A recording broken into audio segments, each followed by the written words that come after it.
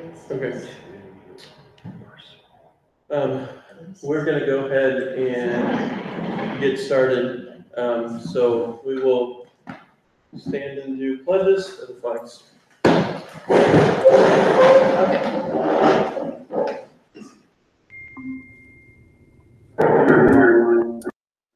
Okay.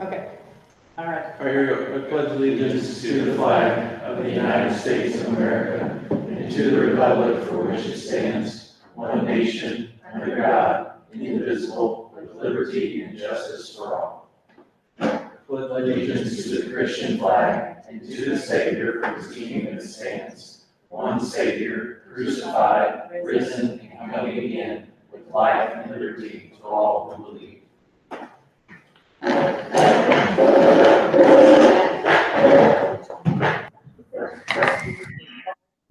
And we'll probably just have to check with her. But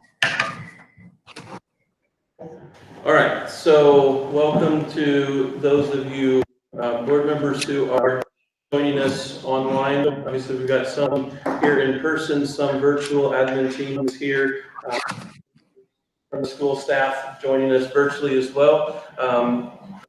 Wonders of technology. This device is called the owl. It even looks like an owl from this perspective here. So grateful for the chance to be back together in person with some of you. It's good to see people. Yes. As things have kind of transitioned societally, it's been good to see that for sure. Also, welcome to those of you who are joining us live stream.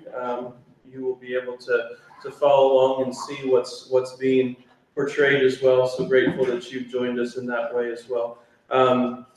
Turn things over to Vicki. Vicki is going to devote tonight, so grateful for her willingness to do that. And you have the screen. Hi guys, can you guys hear me okay? Yes. Good, okay. About a week ago, I was sitting in my living room and all of a sudden a word just came into my heart and it kind of dropped it like a brick. And the word was weary. And I thought, Lord, why am I thinking of this word weary and why does it keep coming to my mind? And I kind of thought about it. I thought, it's just one of those things. And I've kind of put it aside. And then every day since then, the word weary has come back to me. And I got to thinking about the fact that, usually by this time after a semester's over, we were finished May 1st. I'm not weary anymore from the end of a year. I'm energetic again. It's summer. I'm having fun. We're enjoying one another. We're at the pool. We're doing all these things. And I realized it's different this summer. And then I got to thinking about the feeling of being weary as we look at what's going on in our world, in the world around us. And I got to thinking about, in general, why do we grow weary? Why do we get tired? Why do we grow weary? And I think sometimes we just become weary because there are things in life that we just can't fix and they're playing hard. And we're coming out of a hard season and we're still in a hard season. We are in a hard season as a country, as a world, as a people. We are struggling. And I got to thinking about the fact that when I was teaching at New Covenant, one of my very favorite classes that I ever taught was on the life of Christ. My favorite thing was 9th grade Bible, freshman Bible, and talking about really getting to know Jesus, not only for who he was as our Savior, who he is as our Savior, but also who he is and was as a man. And I got to thinking about Jesus being weary. And I thought, Lord, we sometimes throw the Superman cape around Jesus and say, he was Superman because he was fully God and fully man. But the reality is, guys, he got tired. He got physically and emotionally and spiritually weary, just like we do. And I thought about some of the stories that the scriptures give us to let us see that part of his humanity and to see how he handled weariness. This was a man who was walking the dirt streets in the heat. I don't know that there were easy Uber lifts during that time, and the donkeys were probably not plentiful. So he walked a lot, and he'd get hot, and he would get tired, and he had people following him everywhere, and he had people questioning everything that he did. And he had friends that were probably wondering why they were his friend. And there were so many things, and I see so many parallels of some of the things that Jesus experienced during his ministry that we see today or that we experience today. And he was weary. He was tired. He was physically tired, spiritually tired, emotionally tired. And so that makes my weariness or the weariness, I think we're in a weary world right now. It feels weary to me.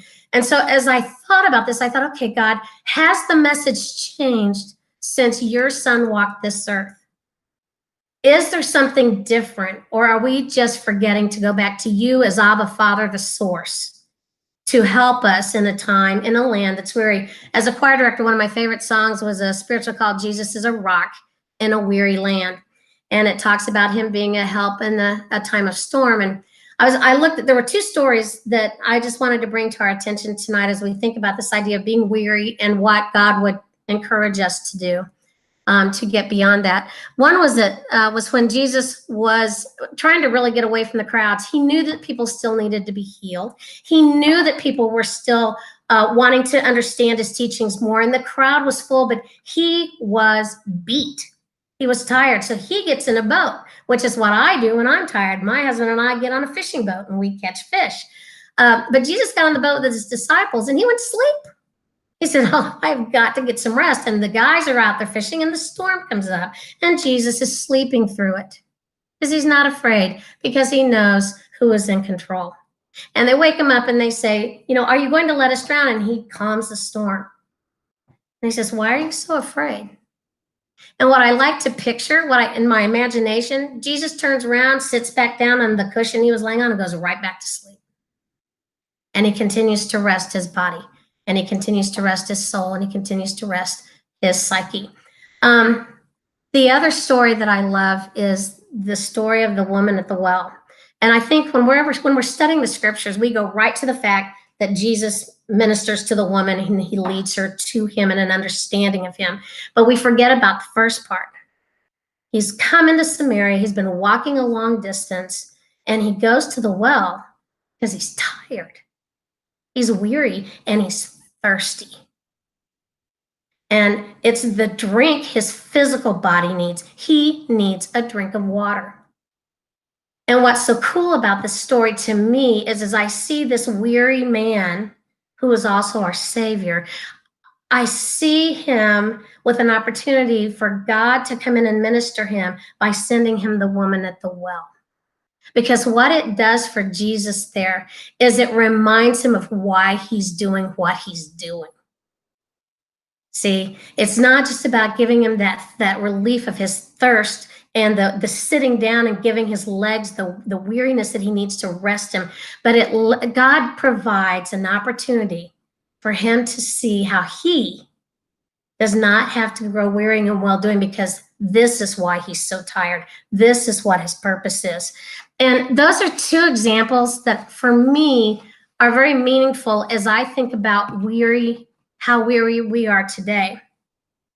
And I think about the fact that God in his infinite wisdom, when I even go back all the way to even us being made in the image of God, and I think about the fact that on the seventh day, God rested. I don't know about you, but after all the creativity we see in this world, he had to be a little tired. And he rested. The Old Testament is full.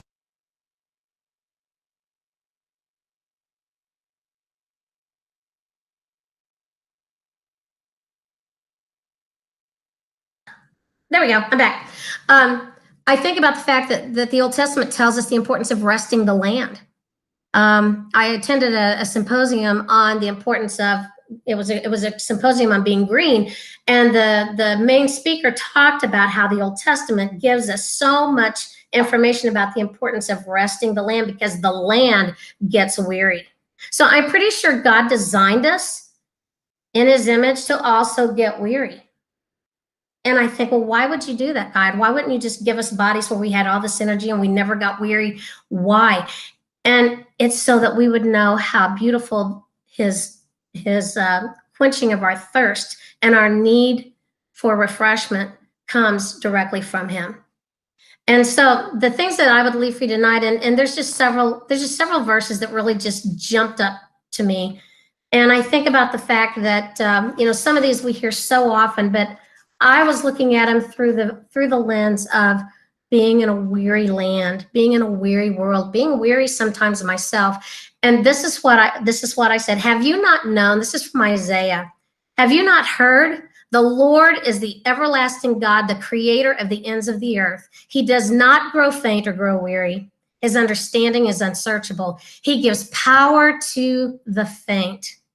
And to him who has no might, he increases strength.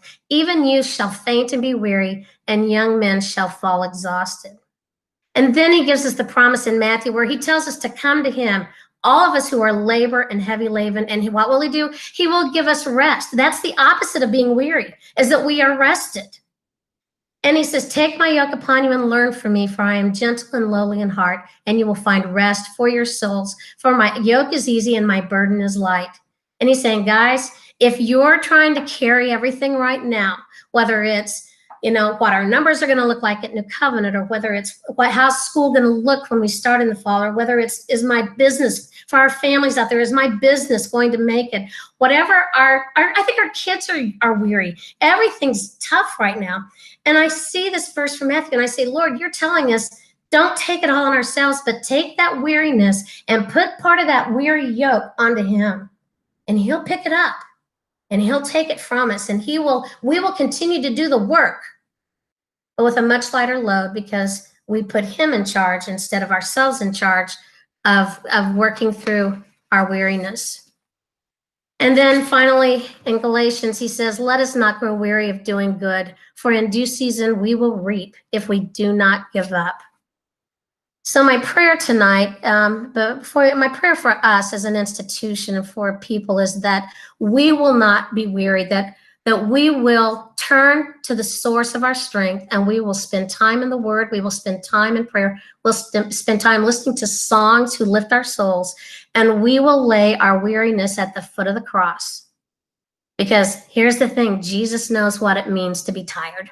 He knows how it feels to be weary, because he experienced it. And that's part of what's so amazing about our Savior. Yes, he understands everything we are going through and will go through, because he experienced it as well. And so my prayer for us as an institution is that we will not grow weary, and that we will continue to do the work, and we will continue to look for the ways in which God has been so present and so evident in this time of weariness. And we can look to him and say, we will be strong. We will be warriors for you. We will rise up a generation of warriors for you, because you did not grow weary in the calling that you had when you were on this earth, and nor will we. And that's my challenge for us when we feel weary. So let's pray. Heavenly Father, we come before you tonight, Lord, and we are a grateful people. Lord, there is no other religion in this world that can recognize and claim to have a Savior who went through everything that we did while being fully God, and that he was willing to take his life on this earth and sacrifice it for us and for eternal life and for relationship that we can have with him and with our Creator. Lord, I want to thank you for the leadership here at New Covenant, for the board members who work tirelessly, and for our administrative team, our faculty, our staff. Thank you for our parents and our students, Lord. And I just pray that in this season of weariness, that you will come alongside, and that you will give us rest, and that you will allow us to sense your presence through the Holy Spirit, and that we will see that you have, from the beginning of time, given us the tools we need to rest our bodies, to rest our minds, to rest our spirits. Lord, we give this country, this world to you. We pray for our leaders. We pray for guidance. Lord, we pray that no matter what we experience, that we will shine your light and we will shine your love in the way in which we are warriors for Christ. We love you, and we give this meeting now to you in your precious holy name. Amen. Thanks, Vicki. As you were talking, I think so many of us resonate with weariness. And as you were talking about Jesus and his example, and it's so close to home, and reminds me of one of my favorite verses in Hebrews 7, where Jesus is talked about having shared in our humanity and having experienced what it means to be flesh and blood. And this idea that we do not have a high priest who is unable to sympathize with our weaknesses, but who has been tempted with us in every way. And that reality that he knows what it's like to be human, he knows what it's like to be weary, he knows what it's like to keep pressing on in the midst of it. There's a Jeremy Camp song called He Knows that's based off of that verse. And it's a powerful song reminding us that Jesus knows what it's like to be where we are and to experience what we experience. And that song became all the more powerful. So about 5 years ago, we had lost somebody close in our church family. And Christy was driving the younger three home from the visitation the night before the funeral, and it was obvious to our kids, even our young ones, that this was somebody that was special to our church family, special to our family. And that song came on the radio, and Christy said that Nate, who was about 7 or 8 at the time, said, "You know, Mama, it's like the song is saying that Jesus really does know what it's like to be going through what we're going through." And it was one of those times, Christy said, as a parent, where you just say, yes, exactly, 100% yes. And so thank you, Vicki. Thank you for putting words to that weariness and drawing us back to Jesus and his example, and that reminder that he didn't just set an example, that he continues to know what it's like and to intercede on our behalf in the midst of our weariness. Certainly appreciate that. We want to make sure that we get put into the public minutes of this before we go any further. This is not on the agenda, but if you were part of the end of year celebration that was done for the faculty and staff, there was a video that was shared, and certainly an appropriate recognition of Marlis, who is celebrating her 25 years. I think she got a toaster. With an inscription. With an inscription. A toaster with an inscription. It was perfect. That's all that matters with the gift. We did have to take the things on cattywampus, the plaque we got her, so we had to take it back and we're waiting on a new frame. But All right. it'll be good. But Kelly had put together a video that was shared in that meeting, and certainly grateful for, and want to make sure that we get into the minutes our gratitude for Marlis and her 25 years. There's always shared in those gatherings people who have reached certain years, and I know Kelly is celebrating her. I think celebrating is the right word, right? Her 15. Kelly is celebrating her 15 years here at NCA. So certainly grateful that, for her service as well. We wanted to make sure that got noted in the minutes and officially recognized. All right, so we have the agenda for the evening prepared. No changes that need to be made to that. So if I can have a motion to accept the agenda in a second, we will be able to go forward. Motion to approve the agenda. Okay. Babe, motion. Second. Second from Todd. All in favor? Aye. We have the meeting minutes from our May 7th meeting. Don't think there's anything that needed to be any comments on the agenda or the minutes from the May 7th meeting. Okay, if not, we have a motion for that. Move to approve. Okay, Jeff with a motion to approve. Second. Second. Second from Lisa and Bay. All in favor? Aye. Aye. Okay. Sorry, all opposed. Thanks. All right, go ahead and go into our reports. Matt, we will go ahead and have you kick it off. Sure.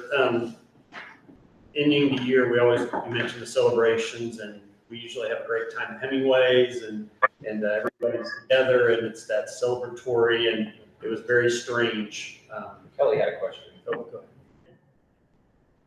So I have to ask you to please slow down on those motions. And it's very helpful for Matt. If you tell me who was first or second, when you guys it gets muddled. So I need to have somebody please tell me in a second. Okay, yeah, we will do that. Who seconded the minute? Lisa? Lisa or Bay, take your pick.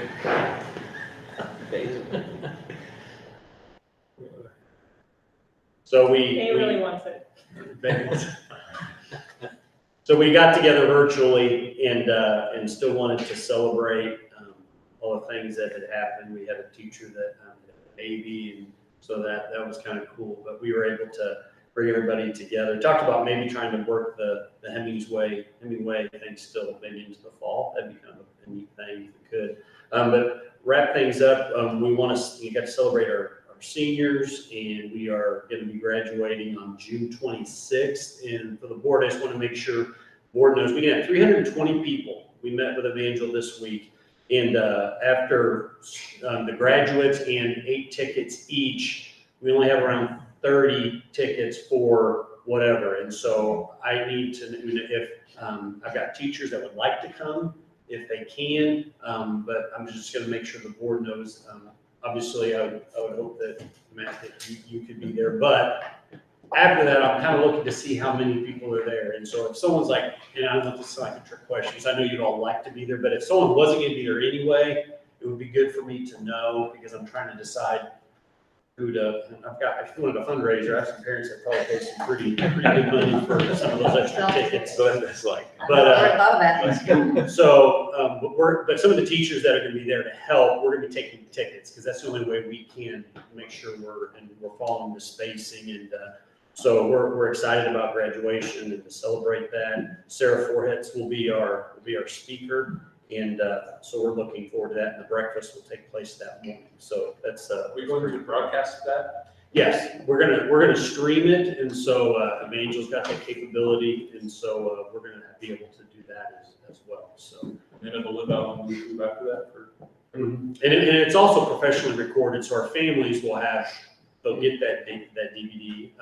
Marlis and I talked, and Marlis suggested that the normal graduation fee that we charge that covers the 2 parents' breakfasts for the breakfast ceremony, and then the DVD is like $75 graduation fee. We waived that this year, so and so they'll get a copy of that. But we are going to live stream it as well, and so it's going to look a little different. We went over there we still want there to be a song, and we have senior ensemble, and so we got up there and kind of picture everybody being spaced out. So Evangels communicated their expectations, and I think they'll be easy for us to follow that. As far as spacing the families out, we'll assign them seating randomly through a random process, but we'll pretty much take the whole auditorium, because it's every other row, some spacing between, and they're just asking that the normal congregating that takes place in that lobby, that we not do that. So hopefully, weather permitting, graduates will proceed out the back, and then the families can meet them.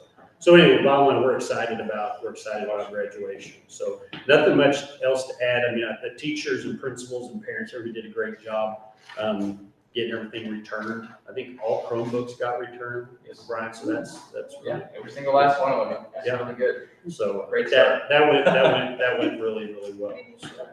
So do you want us to let you know if we have a burning desire to attend, or? Just, it would be good to know that if you were not going to be able to be there anyway, and then if you could just say, hey, I really want to be there, or hey, I understand if you've got folks that want to be there, I'm willing to give up my space, and so that if you can just email me with that information, and I'll send you all an email, and then you can just respond to it.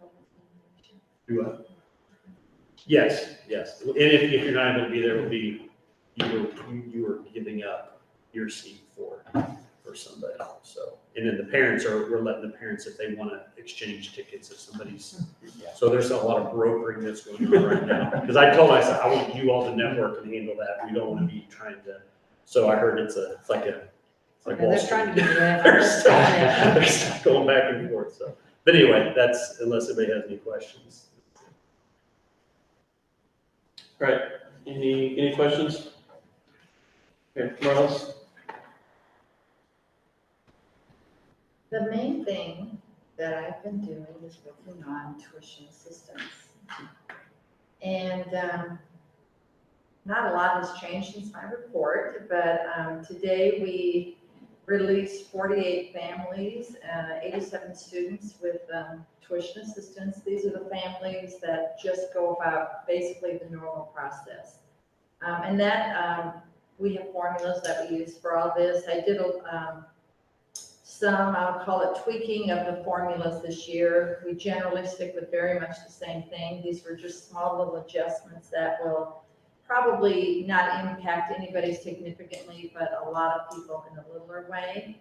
And our biggest thing is we have right now about 35 incomplete applications.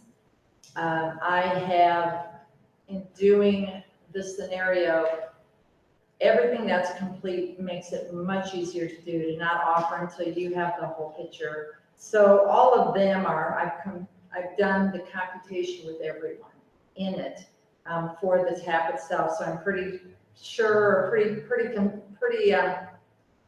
positive, Confident. pretty confident that the numbers I'm working with in that area are good. And so there's about 16 more of them that are incomplete, but we have about 42 of over 40, between 40 and 45, that some of them are complete, but those are mostly the ones that are dealing with the COVID-19 outside of last year's income situation. And they are all over the place, and there's really not a consistent pattern. Some people get unemployment, some people don't. Some people have large reductions, some people have businesses, and that gets rather confusing because it just gets rather confusing. Anything with businesses always get a little bit more that way. We're to the point where I just sat there and just made phone calls in the evening, just calling everybody, trying to gather the information. Tina helped out a little bit yesterday. There's just, filling out a form really doesn't, it's very difficult to get a clear picture of what's going on in somebody's life. And then the other challenge with it is most people do not know the time frame. So trying to come up with a way of going about doing it. I have experimented with many different approaches, and until we can really get a clear picture of everybody's, it's just hard to do. So the goal was originally on Monday, and I emailed everyone I think it was either Monday or last week Friday, it might have been Monday, that said it will be Friday. But for those families who are, we're doing with the COVID-19 particular special situation, those will probably not be able to be done yet tomorrow, and it will be next week more than likely. But I will say that no matter what anybody was going through in talking with these families, I have just been truly impressed by their spirit and their attitude. And no matter what, they all say, you know, when you say, okay, I got that, great, because I understand what you're saying. Now I'm going, no, I don't mean that that's good, because it sounded like I didn't care. And they're like, no, you know what, there's a lot more that have it worse. So it's been a really interesting time. And so just be in prayer for us as we go through this and make final decisions for these families. So that's basically been my focus. So there we go. Thanks for all your ongoing work on that, for sure. All right, any questions from Marlis? Okay, Mr. Tuck. Well, we're certainly looking forward to graduation, the end of June. Really pleased that that's going to take place, and want to just thank Matt for all the work he's done, as he always does every year with graduation stuff, planning that. Along with that, him and Glenda have just been amazing with planning some other activities for our seniors that have given them some recognition, and I think that's been awesome. I really enjoyed the parade that we did through the parking lot. It was really neat. And Matt did burgers for our seniors one day, and it was kind of a challenge keeping them from getting too close. But because they really enjoyed seeing each other too. But they were awesome times, and I really appreciate all the work those guys have done to make those things happen. Glenda also has worked with a group of parents that are going to try to do a prom that's June 12th, and excited about that for our kids as well.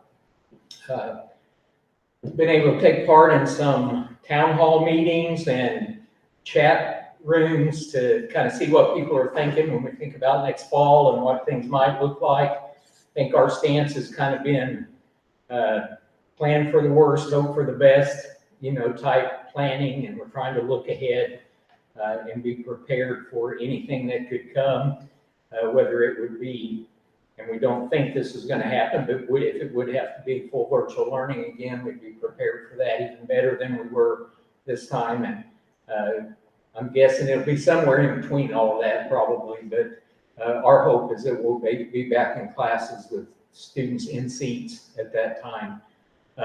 It's been really awesome the last 2 weeks to see kids get back into the building and be in the gymnasium for some sport camps and some things like that. Eric has done a fabulous job of setting up protocol for that and checking temperatures and keeping kids separated. He's done just an amazing job with that, as has our coaches as well. Let's see. We're in the process. Michael and I spent quite a bit of time today kind of reviewing student parent handbooks. We've also reviewed our employee handbook and looked at some things there that Mr. Searson had asked us to look at. Hopefully we get this is not in my report, but we hopefully will get a reply tonight or tomorrow morning on our Spanish position that we have offered.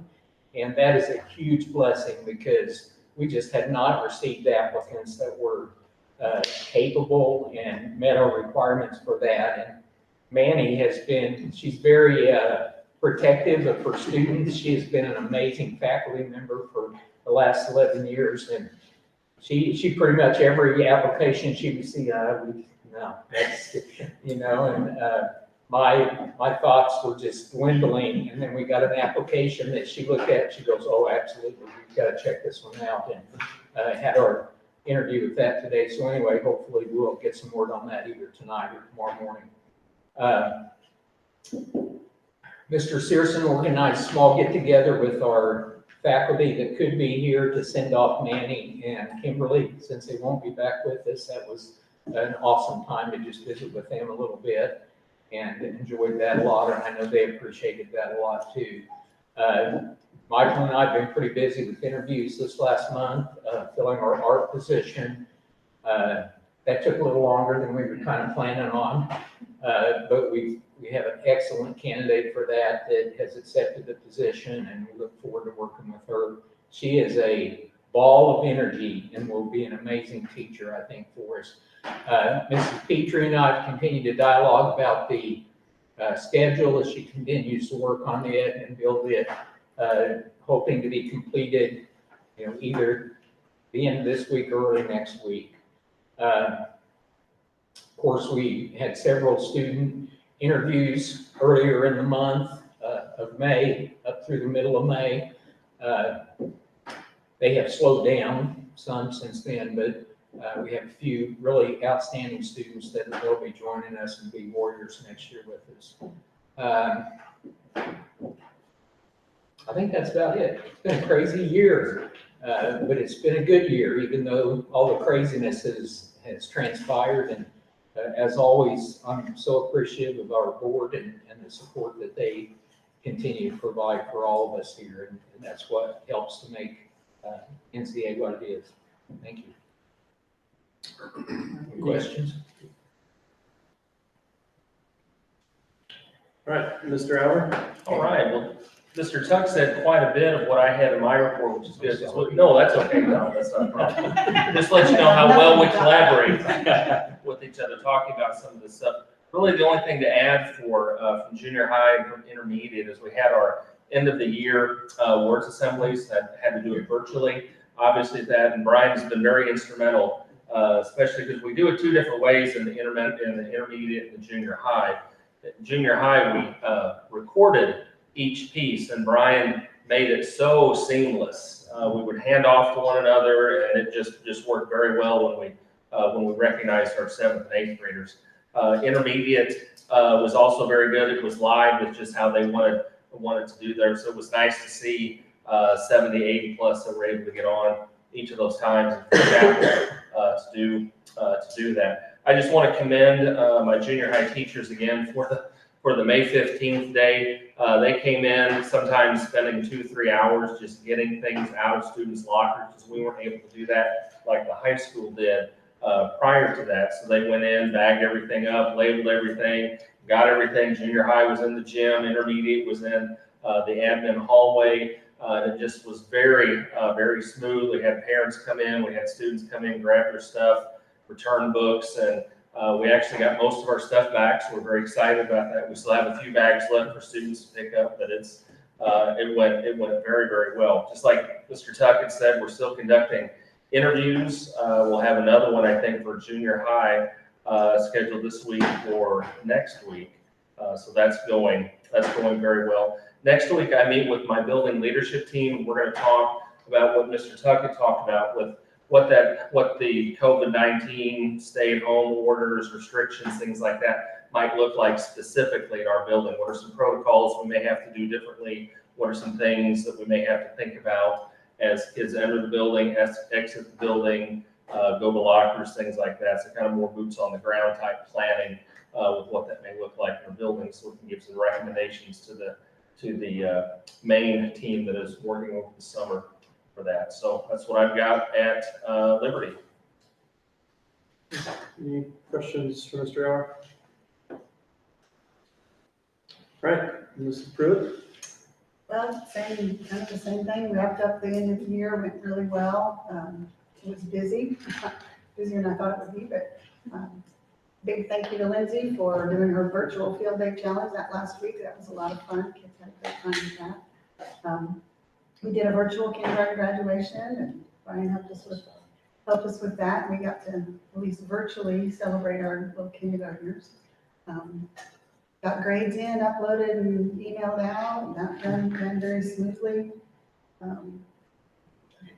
The teachers came in and bagged up all the school supplies and things for the kids, and they each had something special that they put in their bags for them. So I got to help hand those out. That was great. See the kids and the parents, at least in the driveway, and be able to wave to them. So that was a lot of fun. Continuing doing some student interviews, like Don said, it's kind of slowed down a lot, but still doing some of those. I am going to start doing some screenings next week. Trying to, do the best we can to say I can't socially distance because I can't screen the child 6 feet away. It doesn't work. But gonna mask ourselves and that kind of thing to help with that. But got to get those screenings done so we can get them enrolled. So I'm gonna start doing that. The only position I still have open is the library technology. Don't have any possibilities at this point, but I'm being patient. I know God's going to send us who He wants us to have, so not concerned. We have kind of done a little shift in the elementary where we only have 3 left in our first grade waiting pool, so to do a 3rd section. So we are going to go down to 2 sections, and Pam Beck has expressed interest in moving up to 2nd grade. So she's going to be going into 2nd grade because we will have 3 2nd grades instead of 2 because of the 3 1st grades. All kind of works itself out. And then 3rd grade, we're going down to 2 sections because there were just 2 sections in 2nd grade this past year. And we have hired Heather Mustang. She's been in working with Kim Bates, and they're doing really well. And then 3rd, 4th grade, we had to create another section in 4th grade, and fortunately, we had Ambrielle Freeze, who was going to need to leave the intermediate because of the numbers dropping. So she's going to be teaching our 4th grade, and so we're real excited about that too. I'm here. Haven't had a chance to work with Ambrielle, but everybody I talked to says she's amazing. So she's been working with Mrs. Clark and Mrs. Davis to getting things ready to go. So that looks really good. They've been doing a lot of virtual meetings and webinars and all these different reading articles and everything to try to see what other people are suggesting. And unfortunately, it's everybody has kind of the same feeling, is that with elementary, it's gonna be really tough. And so, don't know how that's gonna look, but, God's got it, so we'll just do the best we can. About it. In your report last month, you mentioned meeting more about the Title II funding. Yes, Any yes. clarity on that? Not, well, yes and no. And Brian has also spent some time talking with other people about it. Spent some time poring over the documents and everything that they have, because our representative for our LEA, which is our learning, our school that we work with, Springfield Public Schools, he's waiting. He's in a waiting process to see how much money we're going to have. But there's two different funds. There's one that's the governor's fund, and then there's one that's an educational emergency fund. And there's a 99.9% possibility we're going to get money from both of those funds. We don't know what it is yet, though. So we're kind of in a holding pattern right now, because all we need to know is how much we've got to spend. And I think Brian probably has his POs already written out. So yeah, thank you. I was going to mention that. So we're kind of in a holding pattern right now, so they would find out the formula that they're going to use and how much we're going to have. Linda, development. Well, a lot of the same things I was involved in. Trying to end out the year, and I helped with the returning, the parade, lots of different things like that. I've been working really hard on trying to get some marketing going. If you've been on our website or our Facebook page, you should see some of the videos that we made. We have a COVID version of each one that we're going to close out this week and put in the regular version. And we've got one for early childhood now also. And Delana's been sending them out to anybody that was watching. We're starting a Facebook campaign today, this week, for 6 weeks. We've got some, Lisa's husband helped me make a commercial, and we're going to start it next week. I too have been watching all kinds of webinars and reaching out to anybody with anything like, how do you have a virtual banquet, and fun things like that. So I don't have an answer just yet, but I have been researching all kinds of options for everything. Praying really hard that we don't have to use them. I don't know, I think that's about it really. We've been, in our office, we're really organized and really clean. And we have found all kinds of pictures, videos from the past. Somebody brought back about 1,000, I don't know how many. A lot. Probably a lot, 500 DVDs with pictures and stuff on them. So we've been uploading them to the, digital, so we could get rid of all those DVDs. So we've been going through nostalgia, all the different things. I'm like, I know why I'm tired. I've seen all the things I've done the last 15 years. That's been kind of fun though, really. So, any questions? Oh, I'd also say we have received a little over $7,000 towards the COVID-19 fund. How much? 7,125, I think, was the exact number. I can look that real quick. I have it, I just didn't have it. And in case you want to, you can still give. Thanks. There's probably some that I'm aware of that you don't know about yet. Could be. But this is I what we haven't gotten have. that far. We have 7,100 that we're aware And are those direct checks that came from you? of. Came to us, well, we have received the monies for them. Okay, because there would be some of people who contacted me that they want their tuition increase to go toward So we that. probably don't have those. Yeah. I haven't done anything. Okay. But what I know of, we have 7,100. Yeah, so there'll be a little bit more than that. That's it. Okay. Delana, admissions report. Yes, I just wanted to mention mainly that the enrollment numbers change daily and will continue to.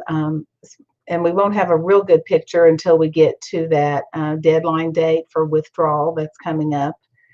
And I have had several students that have been in the in-process pool, and also new students that were enrolled for next year that have withdrawn because of the COVID-19 concerns, whether it be personal financial concerns that they have, or even the uncertainty of what school will look like in the fall. So I just think there's some families that they're a bit hesitant to make that commitment right now. So I was just looking over my in process, all of the families that I've been working with for the last few year, really, to prepare for next year. But there's been about 12, about a dozen probably that's pulled out that have specified that was their concern. So with those families, I mainly am encouraging them to consider New Covenant Academy as part of their family's future, even if it's not right this minute, but that that we're hopeful that they will be part of NCA at some point, and keeping their files active, of course, as we move through these next couple of months. But that's really the only thing that I had to add to my report for now.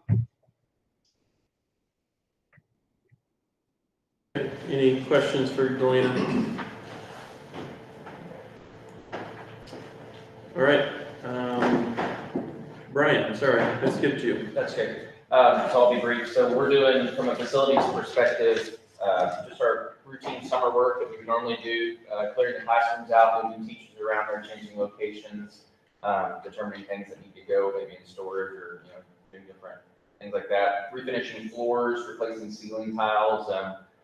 Lewis is leading the charge on that, so we're doing fantastic. You walk through elementary and look in the classrooms, you can see that there's been bright, shiny floors and really organized rooms between the hallway and those that haven't finished yet. We began doing the floors over at Liberty, so we started to make the move across campuses where we're doing those facilities.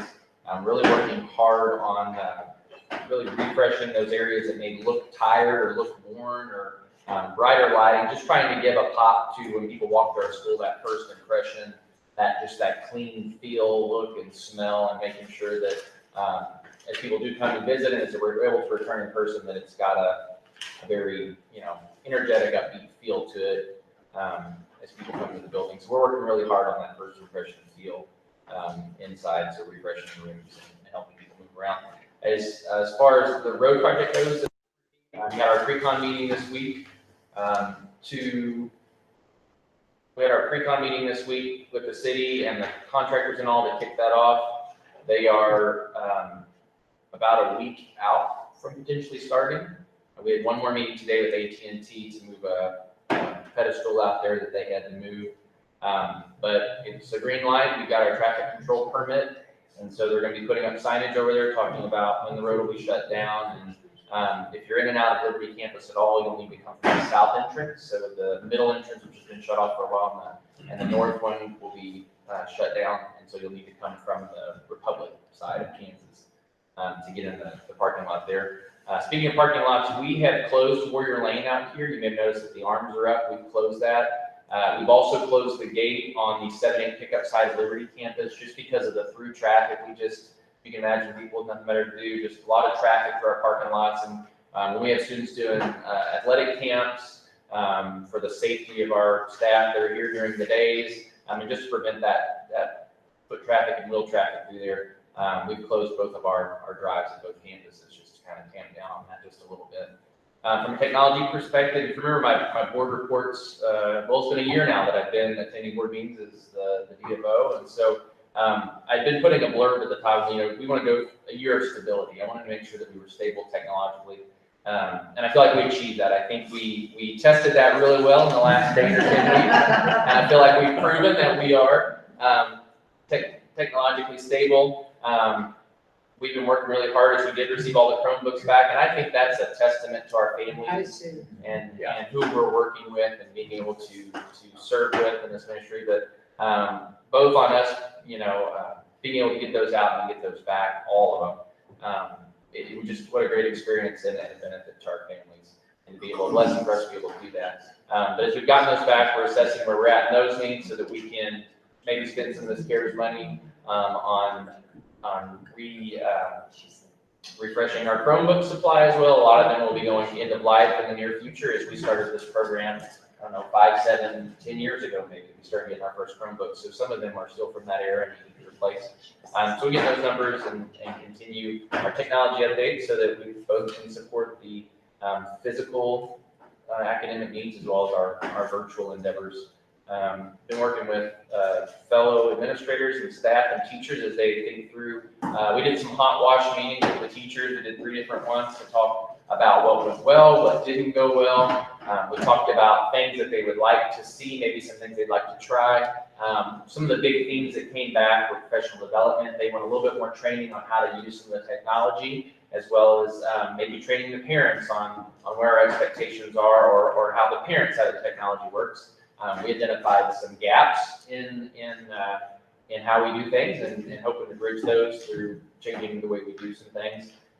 So a lot of good information has come out of it. It seems like we're talking about last school year in past tense now, so it seems a little odd because we just seem to have lived in it every single day. But as we come out of that, we've got some good ideas on how to accomplish what next school looks like and next school year looks like. And anyway, just been, like everybody said, we've been looking at a lot of different ways other schools are doing, a lot of ideas, a lot of videos, a lot of webinars and educational seminars on ideas. We're looking at building sanitation and cleanliness and how do we check folks coming in and out of the building, what should we check for, how often should we check, who should we check, and all the things that go along with that, the temperature checking, sanitizing the buildings and processes and materials and equipment that might do that for us. And anyway, so we're looking through those processes and trying to determine what our fits our needs for new covenant.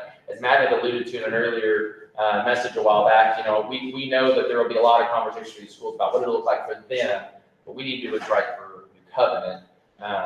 And so I know there's a subcommittee that meets in regards to the C19, and so they're working through those topics and making suggestions and kind of doing all the good talk on that. We're in a really good place. I feel very confident.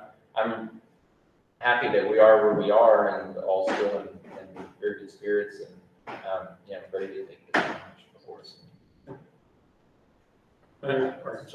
Brian, the road was next week, most likely construction? Yeah, so the pre-con meeting, we had to do it 5 days prior to any construction starting, so we were at least 5 business days from yesterday out until we could start. Hamilton and Dad is the excavating company, we'll be doing the dirt work, and so we pull the traffic control permits, we can start putting the signage, and then as soon as next week, they could start, weather permitting, they can start pushing dirt. We're waiting on 2 items. One is CU is supposed to move the utility poles back, and we were on their schedule for this week. However, the windstorm that happened last night may have set us back a couple of days.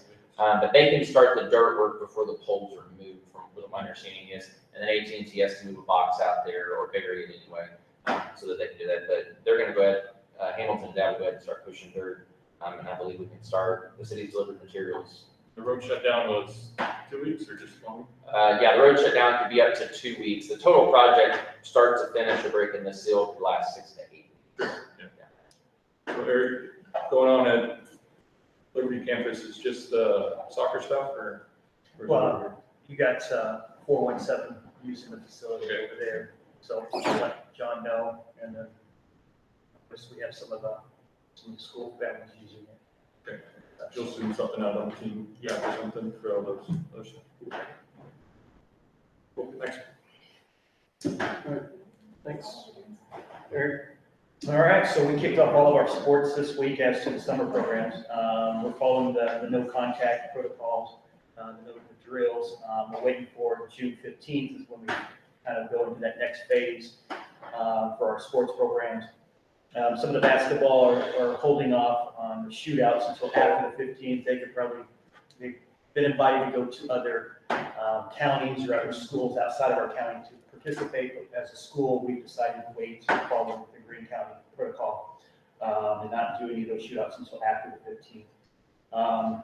It went pretty easy this week. Pretty much moving groups into different areas and then cleaning those areas and then having the practices. Coach Worley and Coach White has updated the weight room. we got some new equipment, we got some of the old stuff that's kind of more, that's good for our students and stuff, so it looks really nice. And, it's nice seeing it being used and stuff. Neil's back on campus as our trainer, and so he's been in his office updating some paperwork for me, physicals, sitting, helping out, giving us a lot of information, which has been helpful. So that is pretty much it. Yeah. That's what I've got. Physicals still last 2 years, so if they did one last year, they don't have to do one this year. Correct. Okay. So last year went into the retrospect into, came in. So where we're going to have problems now is everybody moved theirs from last year or the year before to last year. And so now pretty much there's going to be a lot of students that are going to do ones this year. Okay. And so that's what he's actually working on right now is to update which ones we've used from the following year. And then so we can give out the information to the families when it comes to the niche sports. The junior high soccer, they use Lake Country Soccer. They don't have the same protocol.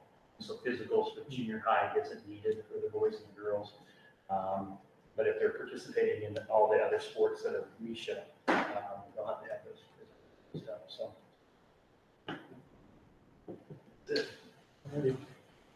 It's nice to have kids back active and playing things, so, yes. I appreciate Eric's our little announcement we made about the girls' golf and break up on Facebook, the big announcement. Eric made his video debut and then announced the girls' golf. It's a little difficult to push all the buttons by yourself. And I actually would wait for Mr. Sears to leave the room before I started doing all the takes. Because I can hear him do his takes on things. And so I know he's doing the same to me if he hears me. Especially when he does his puppet one. I find it funny that you refuse to say Larry Monster. You say your puppet thing. All right, on to old business. Second read, review policy, teacher job description and counselor job description. This came to us last board meeting, like right before, if I'm remembering correctly. So we counted that as the first read. It was simple. It was just to get those lined up because they had been kind of created in terms of different people, and so they just needed to be kind of brought into alignment where they covered the same headings for the formatting. Okay. Any questions or just, those were not included in this month's packet because they were in with last month's But material. there's a cleaned up version if you wanted to see. Kelly had re-uploaded it into, like, if you recheck it on the, she included it, so it's in there now. It's on the latest version of the packet. Yeah. So okay. All right. Any discussion about the job description policy? The only thing, and I was gonna ask Marlis, because it kind of ties into the criminal check now too. I know we've updated that check to reference criminal, but I don't think it needs to be in the job description necessarily, but do we just need to make sure that the language is similar across all three of those documents now, since that's kind of the thing that's gonna go out on the, or maybe there's just another boilerplate on the application that says It does, everybody will their have a application criminal very background check. specifically does refer to it. The attorney said the contract is not necessary to include anything because the contract has any policies that the board, I think I referred to the paragraph that references it, so he did not think it was necessary. I just know that now that it's a criminal, not a background, just wanted to make sure we were clear across all of our things, but the quick control F in Adobe. And if you want to add it, you can add it, he just didn't think it was necessary, but if we want to. Yeah, that's what he said. So, it doesn't matter to me one way or the other. I think we're good, but if we feel safer with it in there.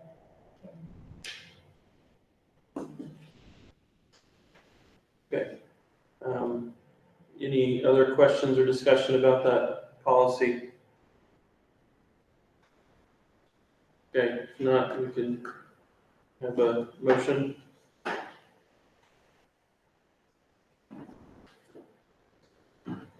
Move to approve the teacher and counselor policies as included in the packet. Okay, Jeff was the motion, Second. second from Bay. All right, if you're doing virtually, if you'll just type in an aye or a no, if you would. In person, all in favor, aye. Aye. Aye. All 5 in person were an aye, Kelly. And then I'll let you count the ones in. Okay. Then we also had, we talked about the policy with regarding the background checks criminal background checks in last meeting. Those got, I don't know if they were included in the packet today. I know they were sent out via email as well. So were we wanting to try to do that, were we needing to do that in the first read and approval, or were we just doing that as a first read? Is there a time frame that we need to move with? Well, the situation is this. that, Again, the attorney says that everything that we have worded in our contract makes it okay to go ahead and do those. It would be good if we could if we could go ahead and tell the employees to go ahead and do that and get that in this fiscal year. And then if you want a second read on the absolute policy, we could still do that. And Kelly, I have not followed the emails back and forth with Rick the last 2 days. So I don't know if there was any comment you needed to make in regard to that policy of changes. I know there was something back and forth that you asked him and maybe you haven't answered. I didn't check yet. Hopefully you can all hear me.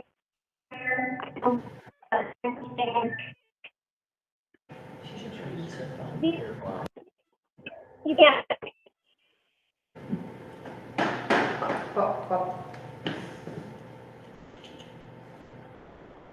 Call in on my phone and I'll put you on speaker. She's using her phone though, that's the problem. Is she using her Yeah, phone? that's why she told me not to call.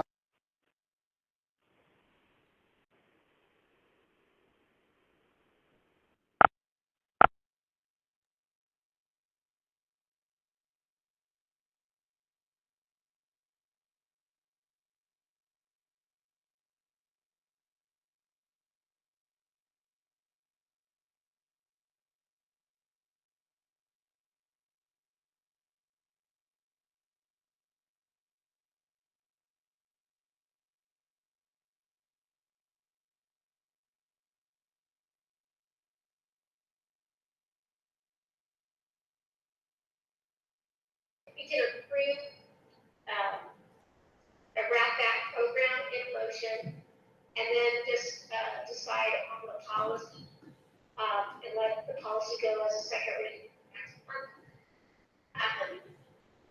That would work just fine. The back and forth that I had with Rick had more to do with on the PDF version that I sent everybody in this afternoon. It's in the packet. There's some yellow highlighted verbiage. And as we were looking at the goals over the last, several years to try to pull procedure out of the policy, I had a question. There was that or the currency I handbook instead. And his guiding question to that process was, do those procedures, is that like mandating to the administrators that they have to be that way? Or is it just informational for staff to know? And my answer to that is because of our agreement with Missouri Highway Patrol, they are really telling us how they want it done. So from that perspective, probably should remain in policy since it makes sure that we're adhering to the agreement. Good. Does that make sense? It does to me. Does anybody have a question on that?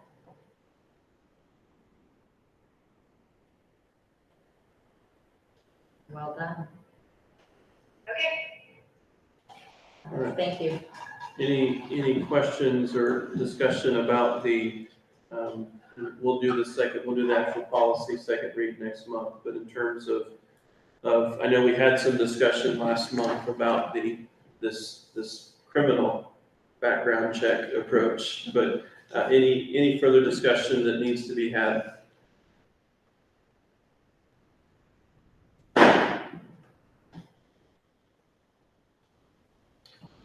Okay.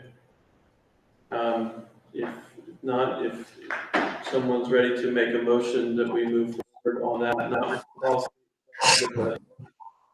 with the new way of doing those checks.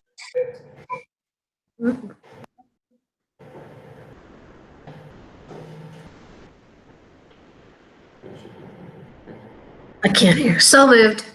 I can't hear. Second. Vicky's made it first, Vicky's made the motion, Bay second, right? Yes. Okay, all right. Is this the motion?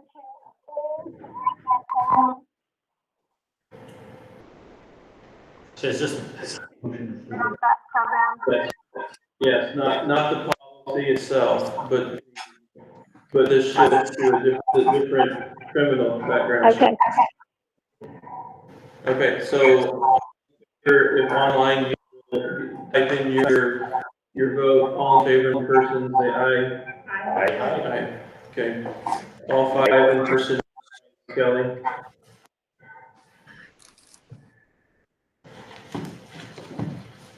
Okay, Matt, education, end of year, anything extra that you add to what you said earlier? No, not really. I think just for grades, I think the principals and the teachers really kind of worked through, considering the circumstances at the high school level, still made the decision that fourth quarter grade needed to represent an actual grade. And then what they did is they looked at the semester, if I'm right, and if there was anything that needed, given the circumstances, they altered that. And otherwise, if they would have tweaked the fourth quarter grade, then down the road, someone looking backward. So we decided like that. And I think as far as grades, I think there weren't any major, given the circumstances. To go back and make some corrections that we had some issues with. I think we're good right now. And we didn't do any docking for, like at high school, like for attendance, there wasn't any of that. But in the year, in terms of everything, went as well as could be expected given the circumstances. Okay. All right, then we had this onto the withdrawal date. Last meeting, we had pushed that withdrawal date back from June 1st to June 15th due to some of the changes with that. We wanted to go ahead and bring that back into the conversation, especially given some of the issues that we're having with the process of TAP and or not yet TAP and the COVID scholarship. So Marlis, where are we on that? Well, there's two things that are affected. One is obviously the later we go, the more pleased our parents are, because there are phone calls and questions about if we have a virtual start to the school year. And of course, none of us know the answer to that. And that's part of the role that the committee is going to play. So parents really like that being deferred. The difficult portion for us is the grades that have waiting pools for students. And when a student, the longer we wait, and if there are families who are going to leave, the families who are in the waiting pools just leave, because that's already happened. When she said there were some that were going to come that have now just said, no, we're not going to. The longer that takes, the more difficult it is. I know this would be really hard to do, but when Delane and I were talking, we said it'd be really kind of, it would be good if, I know this, I should say the word good, is the grades that have a waiting pool that you have to make that decision. Now, I think, I'm not saying that would go over well, but that would be helpful. That would be helpful for us, because the longer we put it back, the less likely we are to fill that space. So that's our reality. On the flip side of it, there's the concern of families and if we do start virtually, and I know that's no one in this room's desire, it may be out of our control. July 1, will we know a whole lot more? I don't know, Kendra, maybe you have an idea of what's coming down the pike by the rumor mill about things. But I'll be able to speak a little bit into that based on my meeting with superintendent. Okay. Today. I guess last month, Jeff, you suggested we put it to July 1. I think you were right. I think I was very optimistic that we would get through this portion of it. It's just a little more cumbersome than I thought. So in regard of tuition assistance and all families having the same opportunity to make decisions, you could pick the middle of the month. We have it done by this coming Friday. What's a week from today's the 4th? It'd be probably the 11th, and you could do middle of the month. I just think that's a rough time for anybody to remember anything. So July 1 seems the most logical, but again, with reservations about that 3rd and 4th grade. And again, those are very families that if a family did withdraw and we started school, they would probably, there's a likelihood they would want to come back. And so they may come back too if they were in those grades. You just don't know. It's where you just have to trust God, and He knows what our needs are, and He knows the needs of those families. So I guess I would go with Jeff's recommendation a month ago, July 1st. So if a family does withdraw or rescind their application after the deadline passes, they run the risk of their spot gets filled if there's an overpool.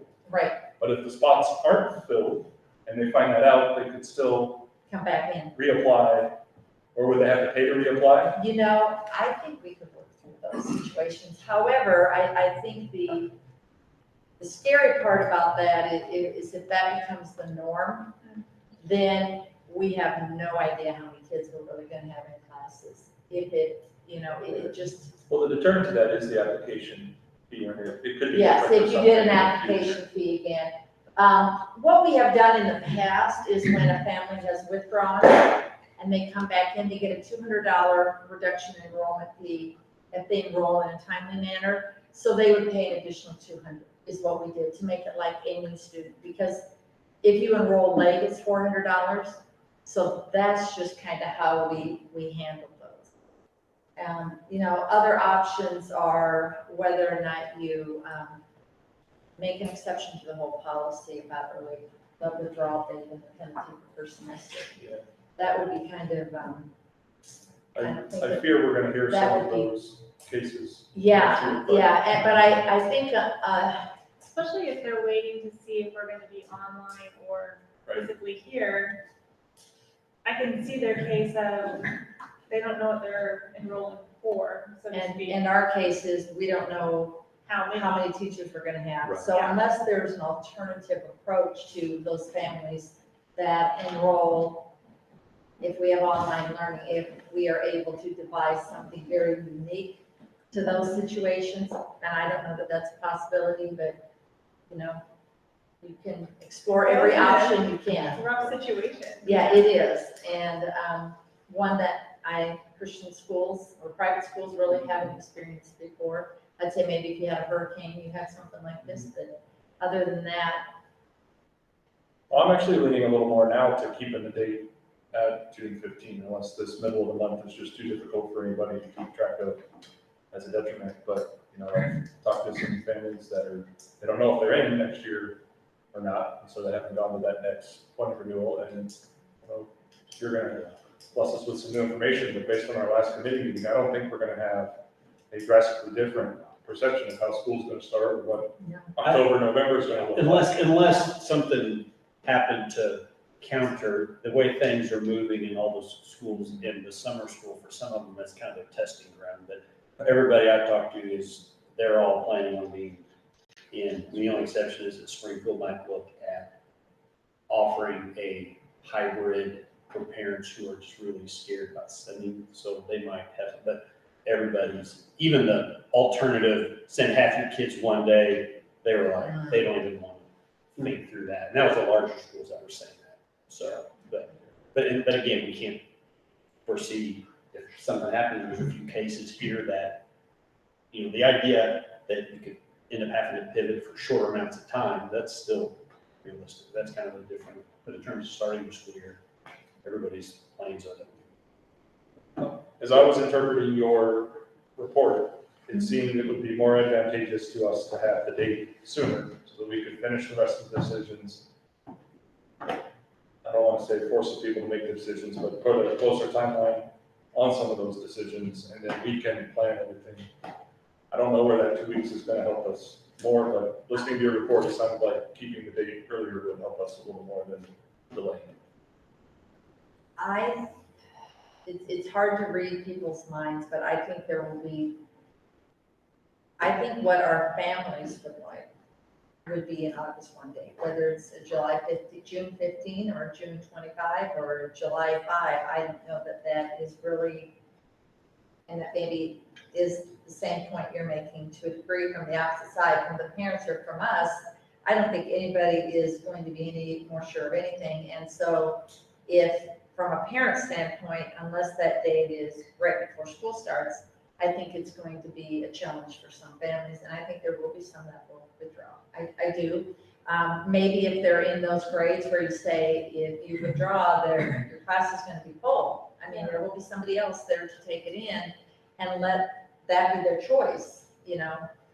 It's just it's really a tough decision.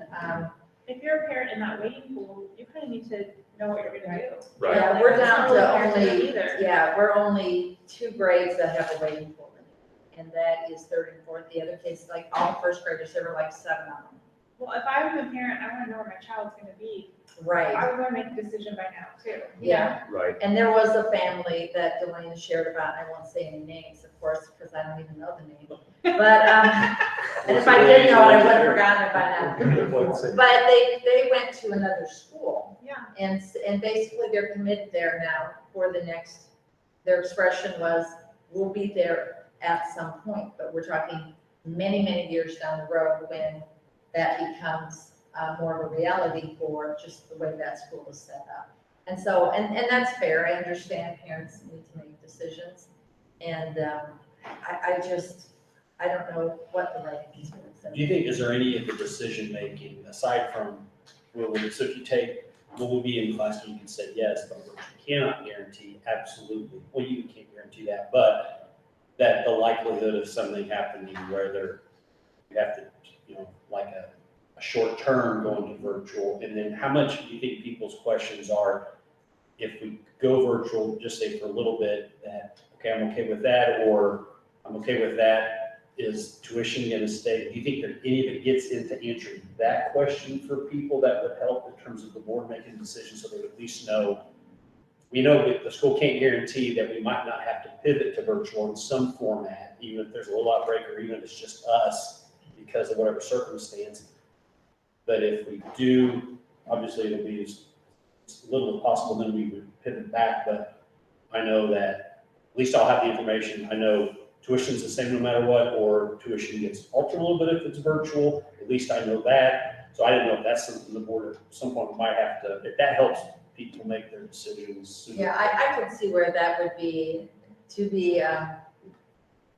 make that statement. We'd have to make that at the July, I mean, if we move it to July 1, we're not going to meet again to make Right, that that's what decision. you almost have to, And then if we move to August 1, to me, that just feels way too late for everybody, It is. for all sides. It is, very much so. It's about, and this week I had another email. What's your guys' plan for the school year? Well, our plan is, okay, that's good. There's some degree of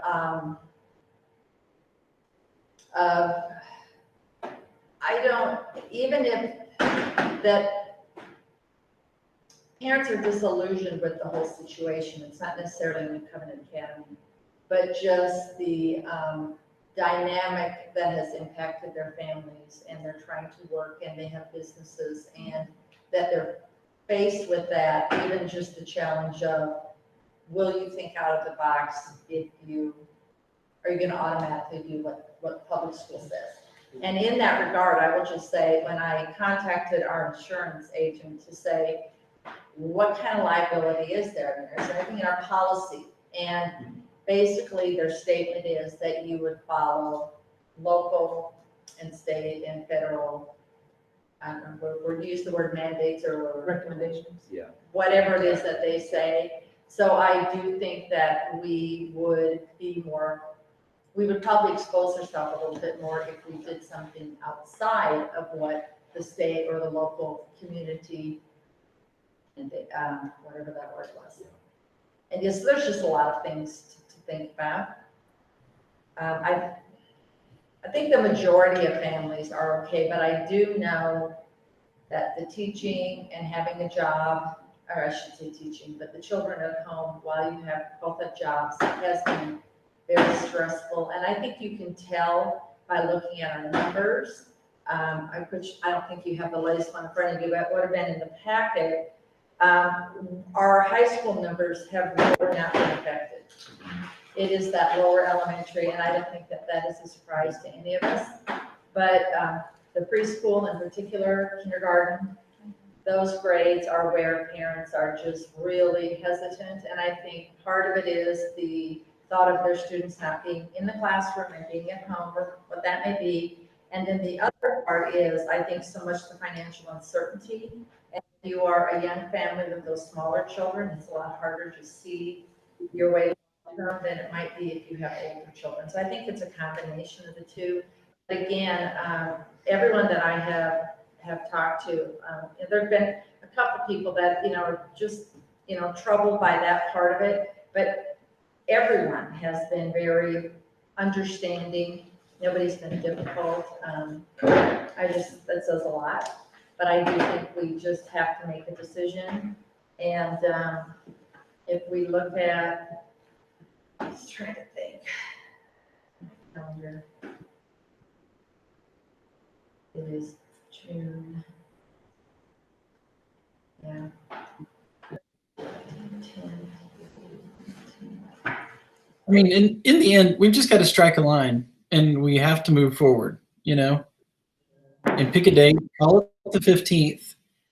We can't wait on this into middle of July for the preschool parents to decide if that's, or first grade or whatever it is in that round, right?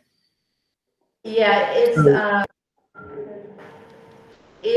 I don't know which families are the ones that are not. A lot of them have withdrawn or not enrolled in those younger grades, the re-enrollment. There's not been a whole lot of them who've withdrawn. Our re-enrollment in those areas was down this year. And I know one of the things that we had talked about this maybe needing to happen for is the whole working out of the TAP and the scholarship stuff. Because of the time frame between when that process is completed and when that date is. Because for those families, there's a challenge in not having the clarity of some of that information, which that process is. I mean, I think in some ways that process is why we're even talking. I think that probably factors into the conversation more than even we're not going to be any closer to a decision July 1 than we are now. The only advantage is the timing of how long. So, I mean, but if we're feeling pretty comfortable that we're going to have that information in people's hands before the 15th, even if they only have a few days, I don't think that there's a need for us to adjust that. We already adjusted to the 15th, and it seems to me like we're just pretty much, as Faye said, going to need to go ahead and just keep that line drawn there and be able to go from there. So probably the biggest challenge is for right now, and I guess it's how you want to look upon this, but the people who do not have their information done, the majority of them are business people. And so the reason they don't have their stuff done is because taxes were put back, and when this happened, everybody's world just kind of went, and they all went into the mode of survival and how do we keep this thing going. So the majority of them, like I said, I have right now 35 files that are complete. And I know, and I've emailed them, I've made contact, I get emails back that they're in the tax accountant's office, we're waiting, we're doing everything we can, but they just didn't have their stuff together. So I guess the question would be whether or not we, allow them to make a decision after that is, as long as it's within, you can't hold on forever. I mean, like we say, if it's not completed by, No, my say, if yeah, we, my opinion is they've got until the 15th. You know, we struck a line. We left it to the 15th. They've had that time. Even if they're waiting on their taxes, they know what the revenue was for their taxes, right? And we've got to figure out how the overall budget is going to be impacted with or without those 35 people. You know, before 2.5 months before school gets back in session, right? So there's been adequate time that we kind of have a pretty good idea now of where we're at. So are we really wanting to move a date and a lot of other further discussions on it for those people, or are we not? And I think the majority, like Lisa said in the beginning, if I'm a parent, I need to know where my kid's going to go to school next year.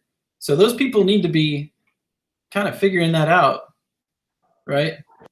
I mean, they know where their business is headed next year or not. They're thinking about it.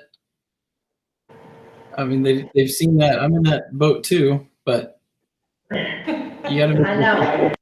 And let me remind something that Dustin mentioned last meeting as well, which is we as board have the opportunity to deal with situations that come up as appeals to what policy is. I think it was Dustin that mentioned that last time. So that's one of the things, even if we keep that in place, that doesn't mean that there can't be an appeal process. That doesn't mean that there can't be something that, because those are the types of things that we've gotten in the past as well, right? Appeals for, we were past this date, but here's why we were past this date, and here's why we had to withdraw.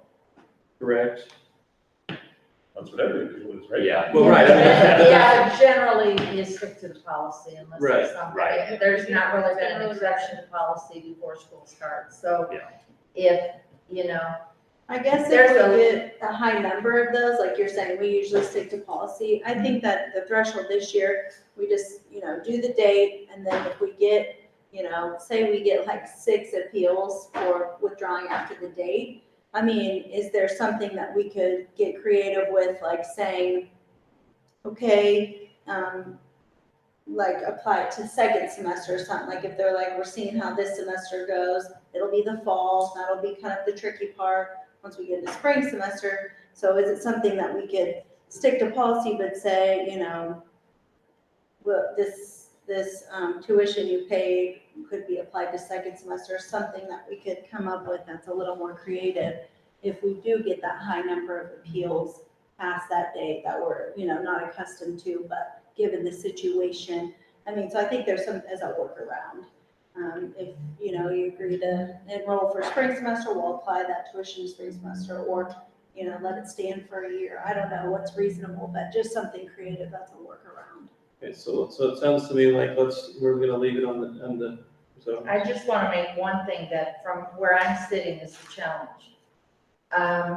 The challenge for me is that the families that are still trying to pull that together are not going to have an answer by the 15th, because I have no control over how long it takes PACS to complete those files. So right now, when I sent those emails out last week, Friday or Monday, the majority of people got back to me and they've completed them, they've done what they've done, they do what they can.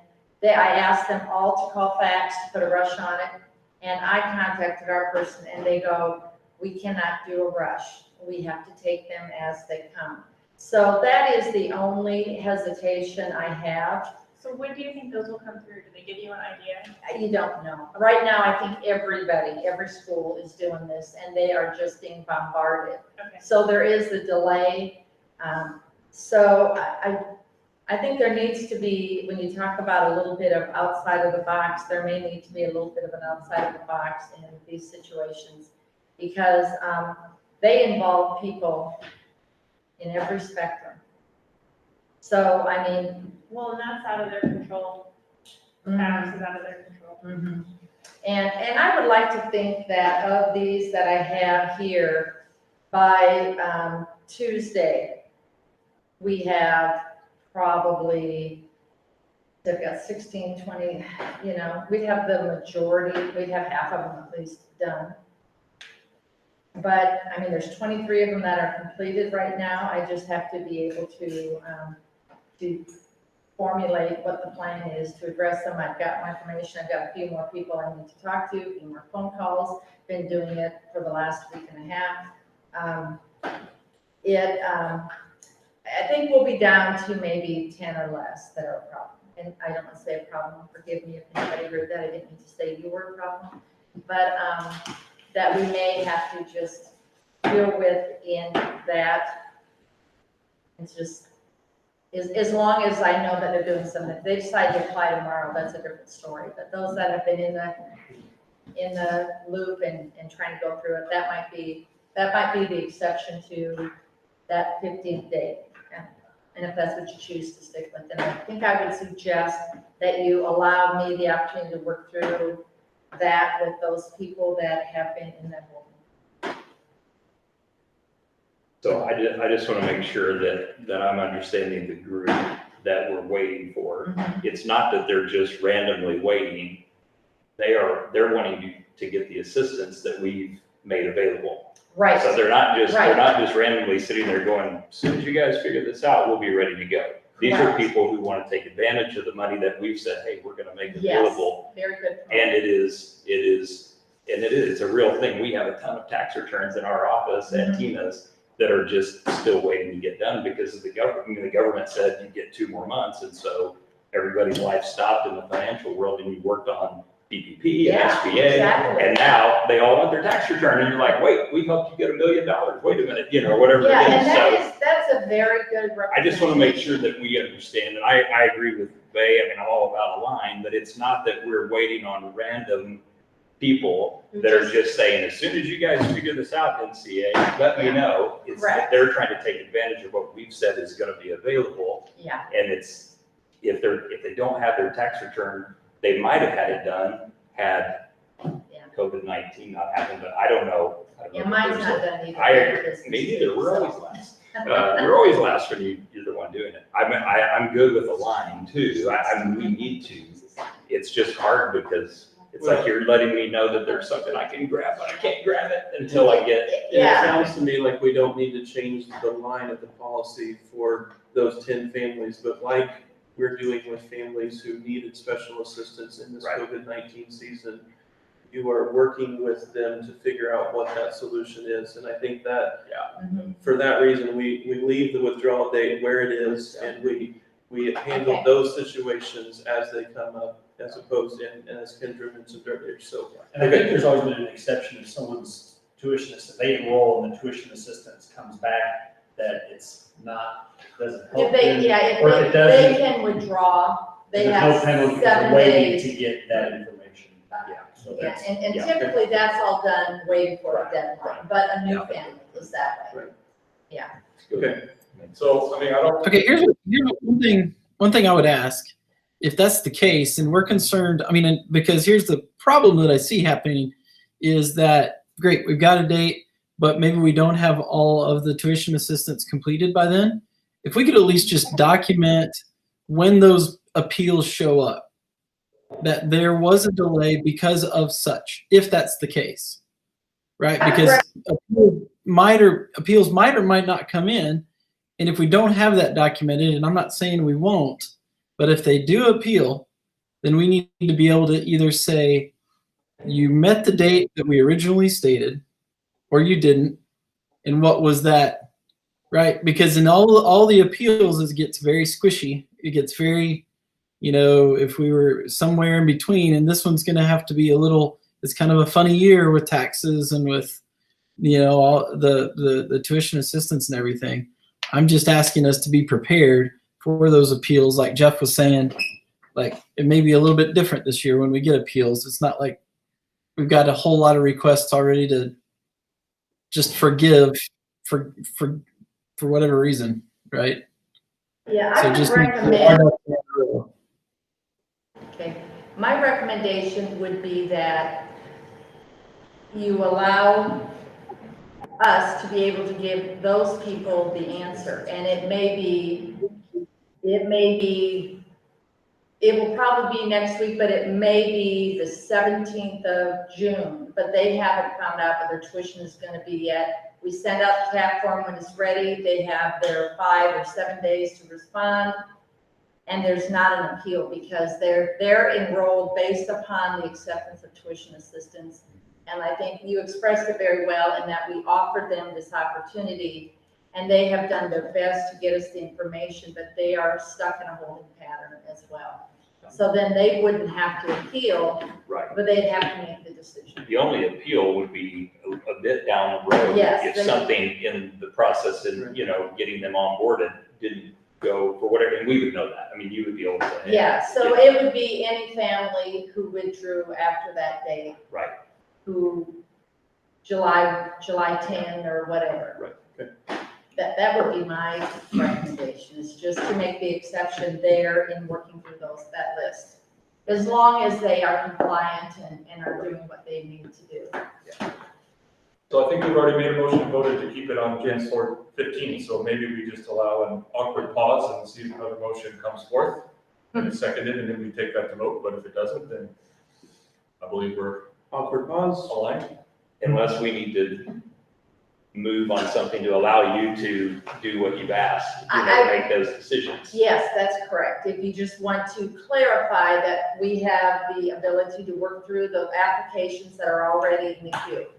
I will tell you this, in making calls this week, and these were people who had applied, they lost their job, they just found out they're cut $5,000 a month or whatever. I mean, it's been everything. So it is a very unique ongoing situation. So I think, and there are some that I have in there that say, we're anticipating it, but we haven't heard yet. So there's just gonna be a lot of unique things. So we may have to work through some of that. Do you need a motion to be able to do that, or just a recognition that that's, okay?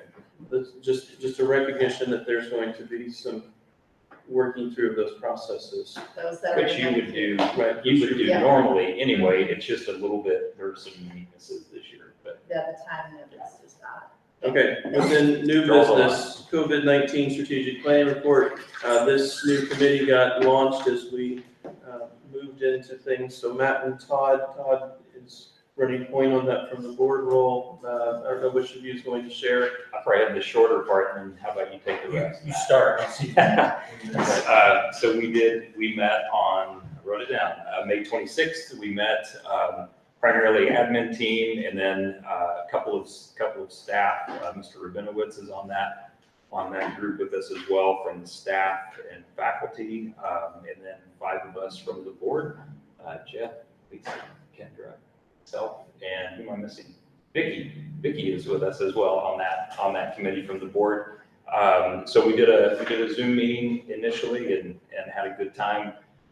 We talked about at the beginning that we could probably still be talking today with the same conversation about all the what ifs that we've heard about on webinars. And I mean, it is, if you just Google anything about this related to schools, you'll find stuff from Denmark to Switzerland to the US or wherever. It's crazy. There's a lot going on with it. So I thought Matt said it well, that we want to talk through what we know right now and deal with what we know.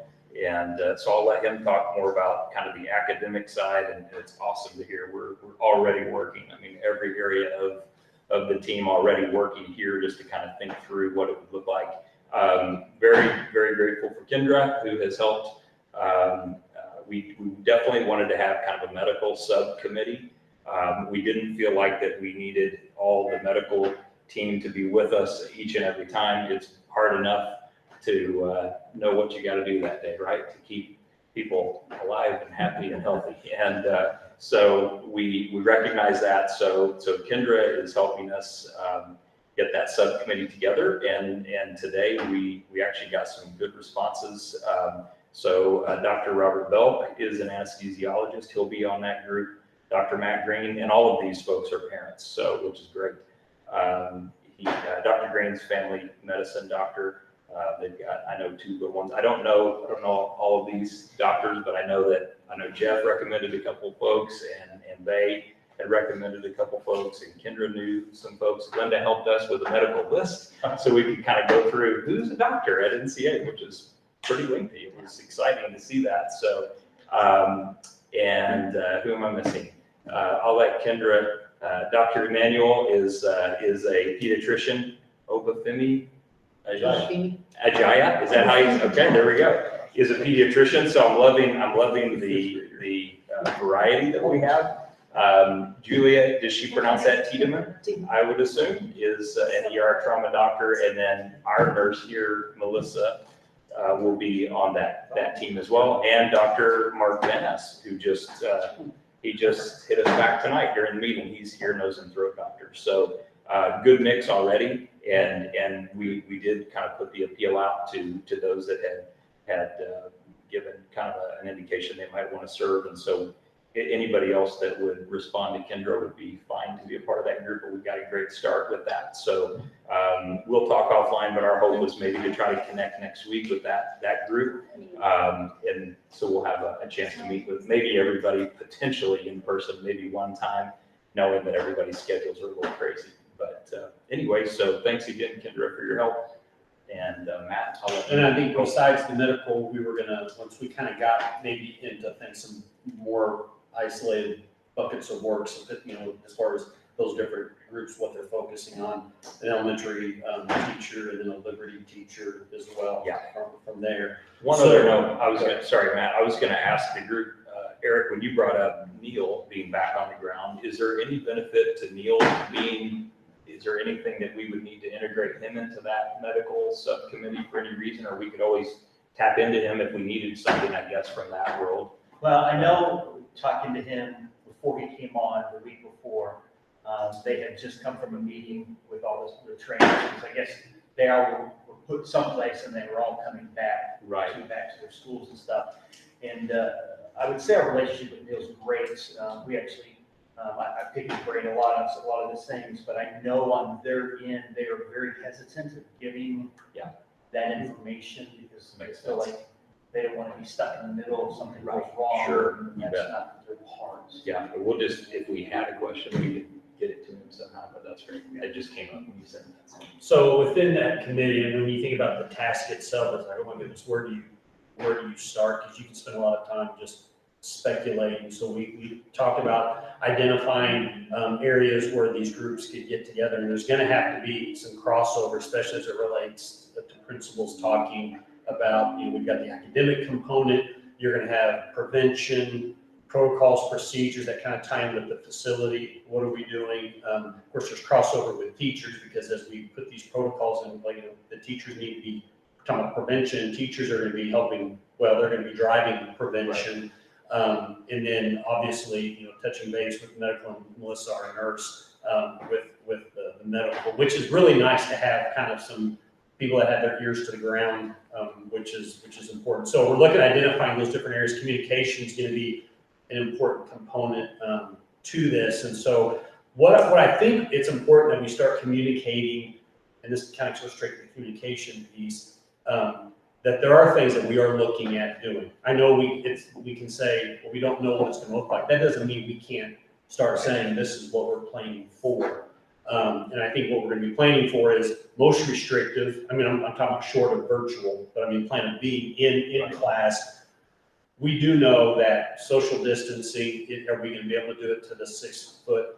Nobody can. And from listening to superintendents today, what we've been thinking in terms of we need to be thinking about maximizing our spaces in our classrooms. That means getting rid of things that aren't necessary so you can have as much space as possible. We're looking at traffic flow, lunches, how restrooms are, marking things on the floor. The things that you kind of see when you go out anyway, in terms of, you're in line at Kohl's and there's the line, and then there's the line. I'm a rule follower, and then I'll turn around and someone's right behind me.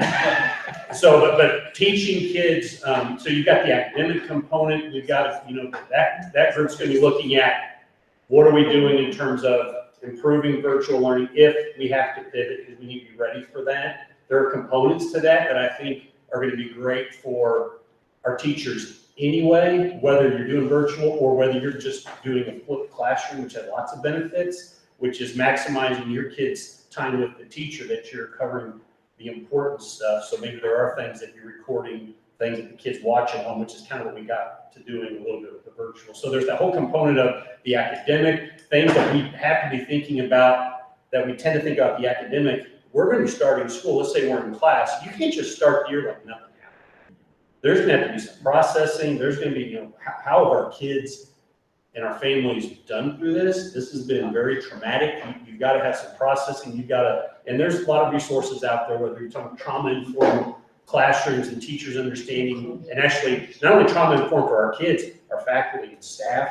How are they processing? What does that look like? Did that healthy way? What does that look like in our setting when we're talking spiritual formation, and what's the biblical, the integration component of this? But we're going to have to be thinking about what's chapel look like, what does lunch look like, if we're saying we can't get those groups together. But I think those are things that we need to make sure our families know that we are starting to plan for those. Are we going to take temperatures?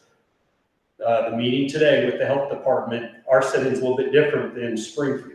But what I can tell you in the meeting today with area superintendents, which was Springfield, Ozark, Nixa, the only private schools that were in that, Catholic was in there.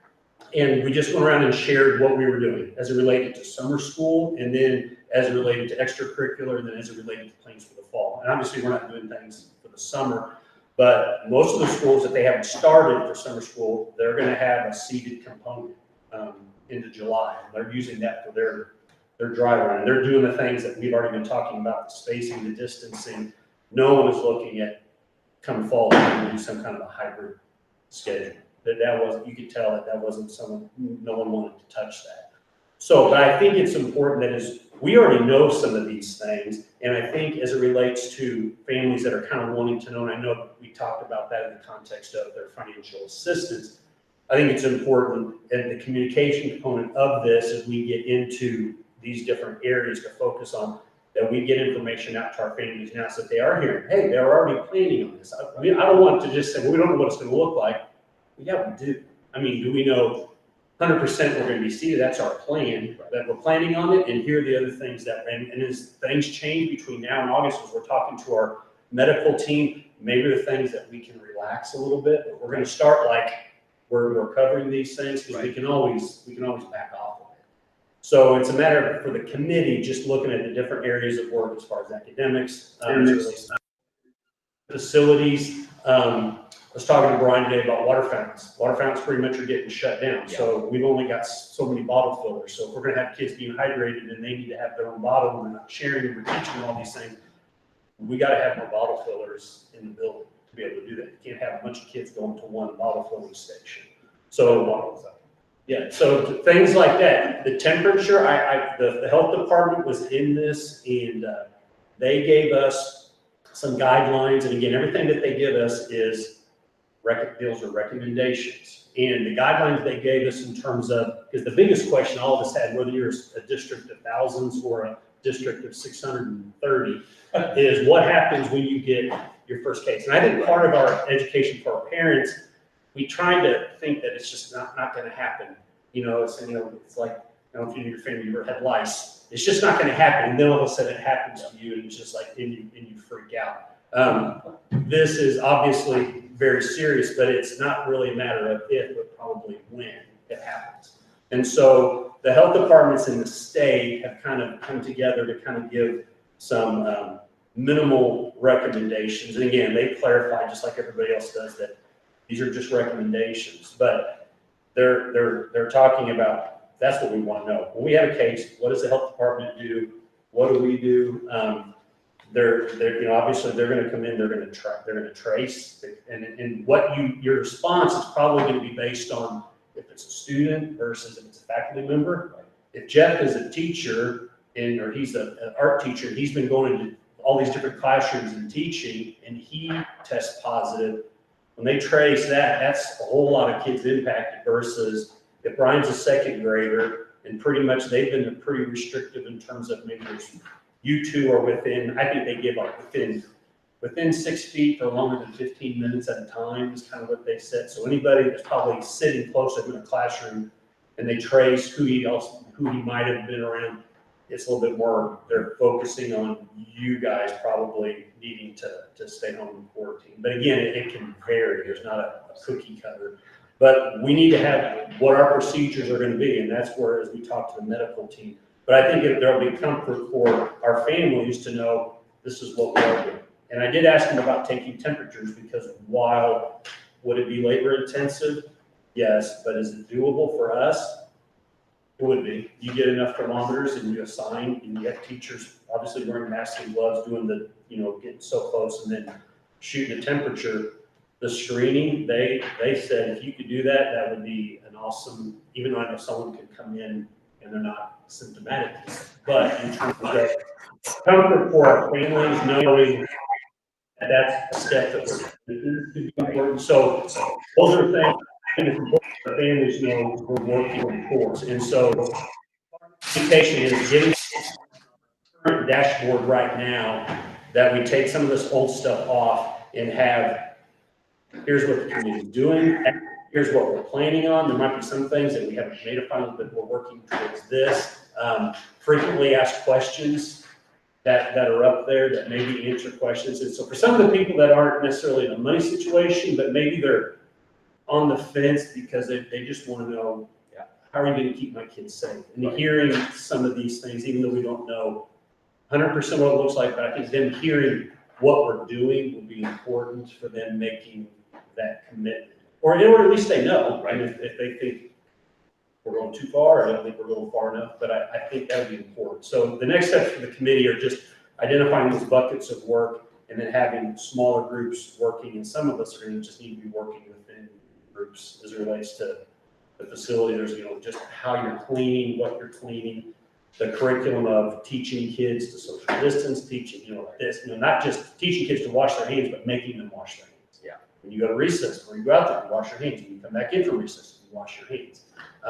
Those are just things that we're going to have to be very, because we need to tell our parents this is what we're doing, we better be doing it.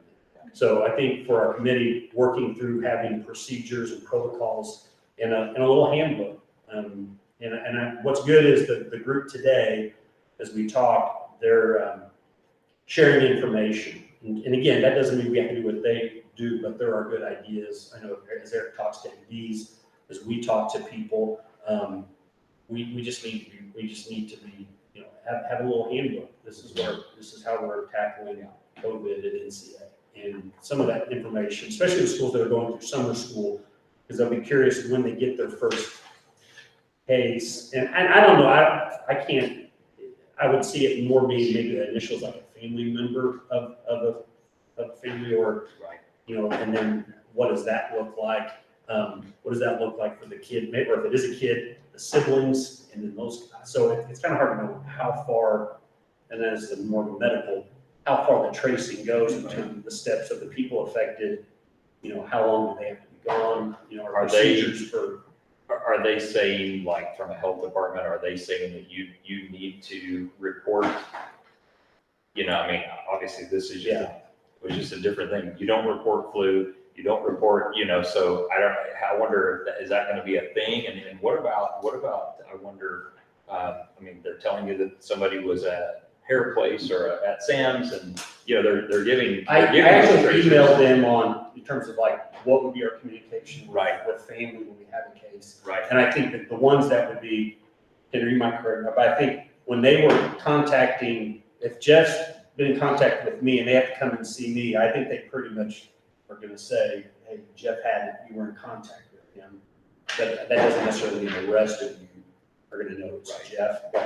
And I actually sent that in terms of what can and can't be said. But here's just what it says for the, again, this is general. If there's a COVID-19 case, identify who the individual was in contact with within a 6-foot space for at least 15 minutes. If specific contacts cannot be identified, quarantine everyone who was in the same room, bus, or other area they were in. Schools need to keep room, bus logs, or photos in order to do this contact tracing. So they're asking the kids are always on the same seat on the bus, so if they can go to that seating chart and go, okay, here's who was in that distance. But then they also get into the percentage. We suggest if there is over 5% of the student body in a building or district that tests positive in a day, 4% that test positive over 2 days, or over 3% for 3 days in a row, then that the building or district, and so this is kind of going back to like the flu protocol, what it sounds like. Right. So they still have that in there. Right. And I think, that impact in a huge district in a certain school versus our building, at what point would we have to say, we have to kind of shut down everything? So I think the possibility of having to go virtual at times, I'm sure that's pretty real. Then the other thing is about isolating, looking at our nurses' offices, and if someone's symptomatic, where can you put them to isolate them? So we're looking, Brian and I were looking in the nurse's office, and this will be for the medical, advice on, is that a structural thing? Is there a sorry to say, like a bubble or a heavy plat that you can kind of have a isolated within the room, like a zipper thing, the boy in the plastic bubble. Decontamination chamber. Yeah, so, but that's something that they're saying you need to have in place until they can leave where they're isolated. So, and then you might close for a day or two for cleaning and disinfecting. And a lot of times you're gonna get the notification after, a couple days later that someone takes that. So, and again, these are. Yeah, so just the update for the committee is trying to get those different groups working. I know Sharon's already been talking to her teachers about, what do you need for first semester? What can go to storage to maximize space? All the desks probably need to be facing the same direction. Staggering as far as bathrooms, what that looks like, and eating lunch in the cafeteria or in classrooms. Summer school, they're limiting classes for summer school at least, I think, to like 14. Several of the schools have a consistent number, but they know when they get to the fall, they might not be able to do that. So a lot of things that we've already been talking about doing are pretty consistent. So it's a matter of just getting the groups just looking at, here's our sets, putting that plan together where we can be communicating to parents. Here's what we're working towards. And it might not be the final answer now, but at least they know, right, these are the things that we're looking at. And then just having a place where people can go to the owner, whether it's our dashboard, and can see what and I put down frequently asked questions. I know this is what we get. Are we going to be changing our start of school date? That's something that's easy that we can answer, because right now it's no. No one else also seems to be changing their date to start. Everybody's staying pretty consistent. There was talk, you start earlier, and then I think this was colleges, man. You get to Thanksgiving, and then you shut her down until after Christmas break. But everyone seems to be sticking with their start dates. Will we start our facilities? And is there a chance we may pivot to virtual learning? I think you just have to be honest and just say that could be a possibility. That's not our plan for starting. I have put on here, the idea about tuition. People are going to ask that, whether we choose to address that. Well, really, if they choose not to address it, we're saying no. I mean, we wouldn't be at this time. What precautions are being taken to keep kids students and faculty staff safe? What happens if we have a confirmed case? Will we take temperatures? Will we be wearing masks? How are we addressing extracurricular activities? How are we addressing chapel or those events where you've got large assemblies? How are we addressing congestion in the hallways? How are we enforce social distancing? So those are a lot of things that we can answer pretty good. So I think that's important for families to hear. So if you guys have some questions that you think people would be asking, send those to me, because that's what I'll try to hear. Probably not tomorrow. I'm trying to get senior stuff, so not tomorrow, but probably early next week, have a FAQ and information about the communities. So, is that going to be a come find me communication, or are we going to send? Well, I think when it first goes up, we'll need to tell everybody where it's at. So I think there'll be an initial, talking about maybe here are the things that we're working on. Here's where you need to go to get updates. Be nice to hit that on Facebook, just let everybody know. Yeah, I think we should have Eric do some videos. Absolutely. Take one. As long as Matt's out of the Missouri School Board. Sorry, the Missouri School Boards Association put out a handbook of a pretty in-depth handbook of considerations on reopening and re-entry. Has that been considered by the committee or reviewed? And I mean, how is that playing into it, or is it at all?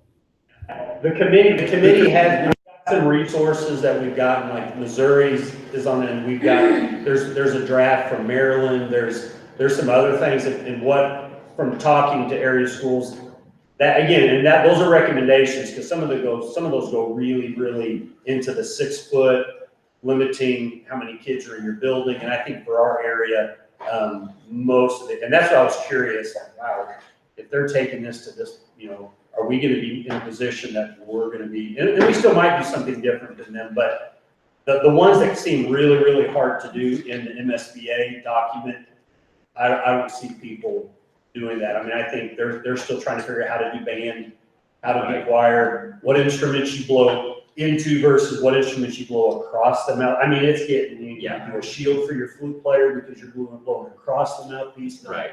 into the, you know, teaching. And so those are things that are, yeah, and our principals need to talk to our band and choir in terms of what that'll look like when you've got 50 or however many 5th and 6th graders are in choir. And but Robert, as to that, we're looking at that because it does, what's good about that document, it makes you remember all the different areas probably that you need to be thinking about. And so that part is good because it makes you think, and then just apply that. What does that look like at NCA?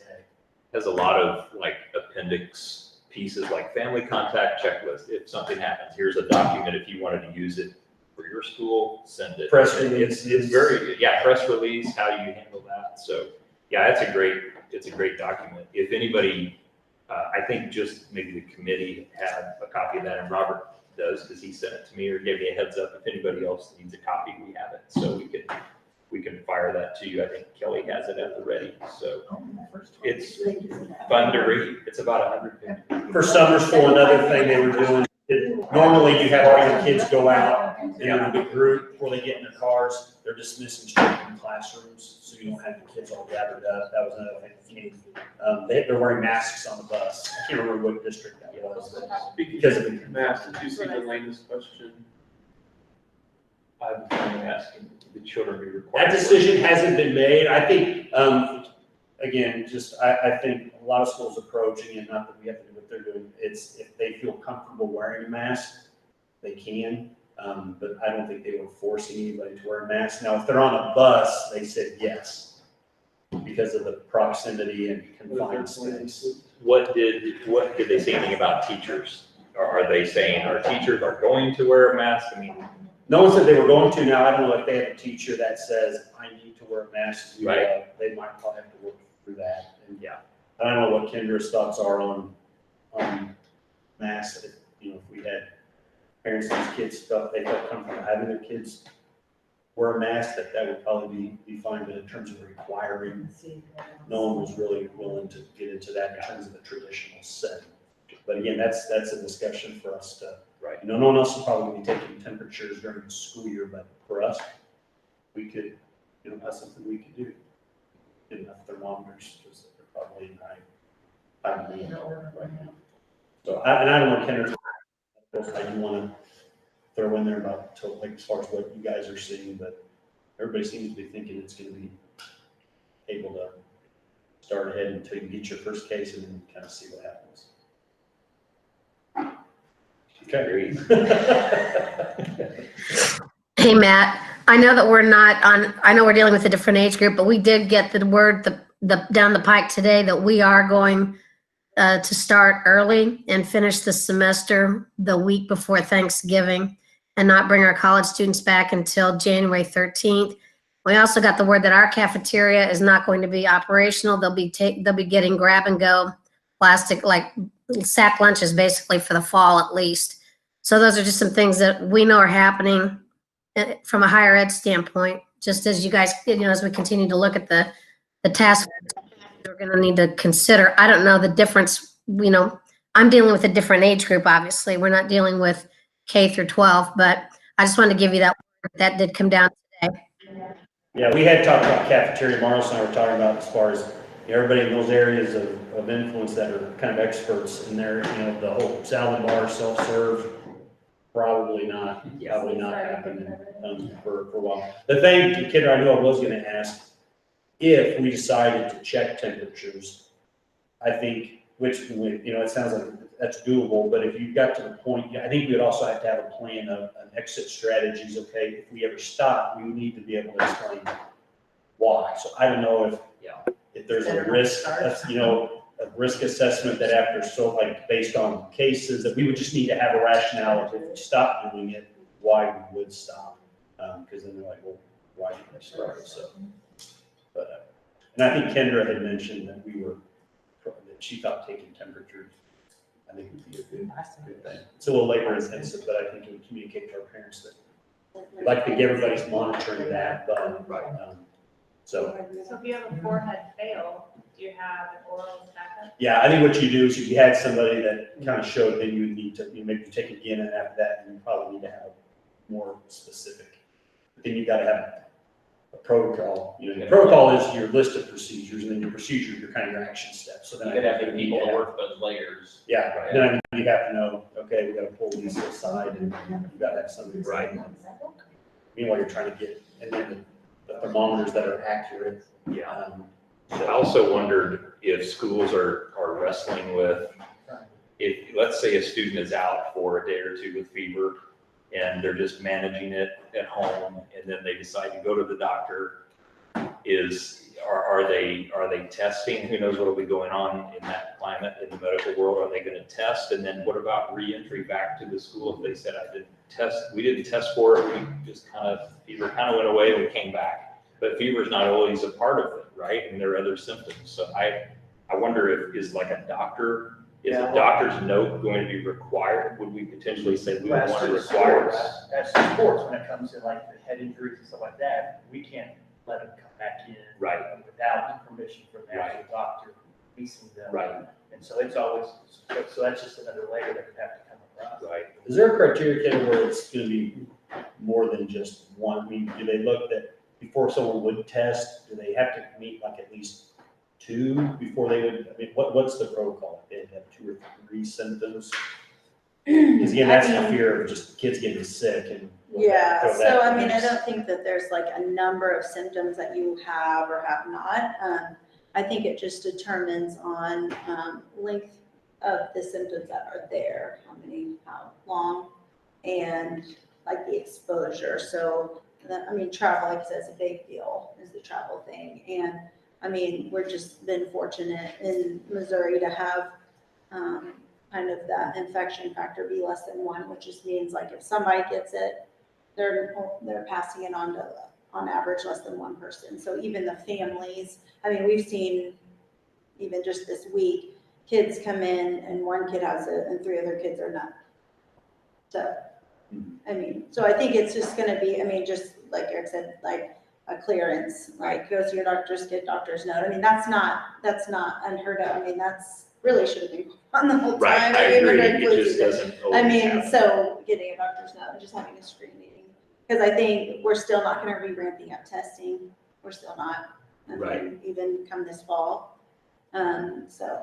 There's definitely recommendations And as I mean, far as. like right now, 0 PEDS tests, I mean, up until like a point. And so, I mean, it's really just gonna be, I mean, what would be reasonable would just be like a return to play, that you've been screened by a physician and,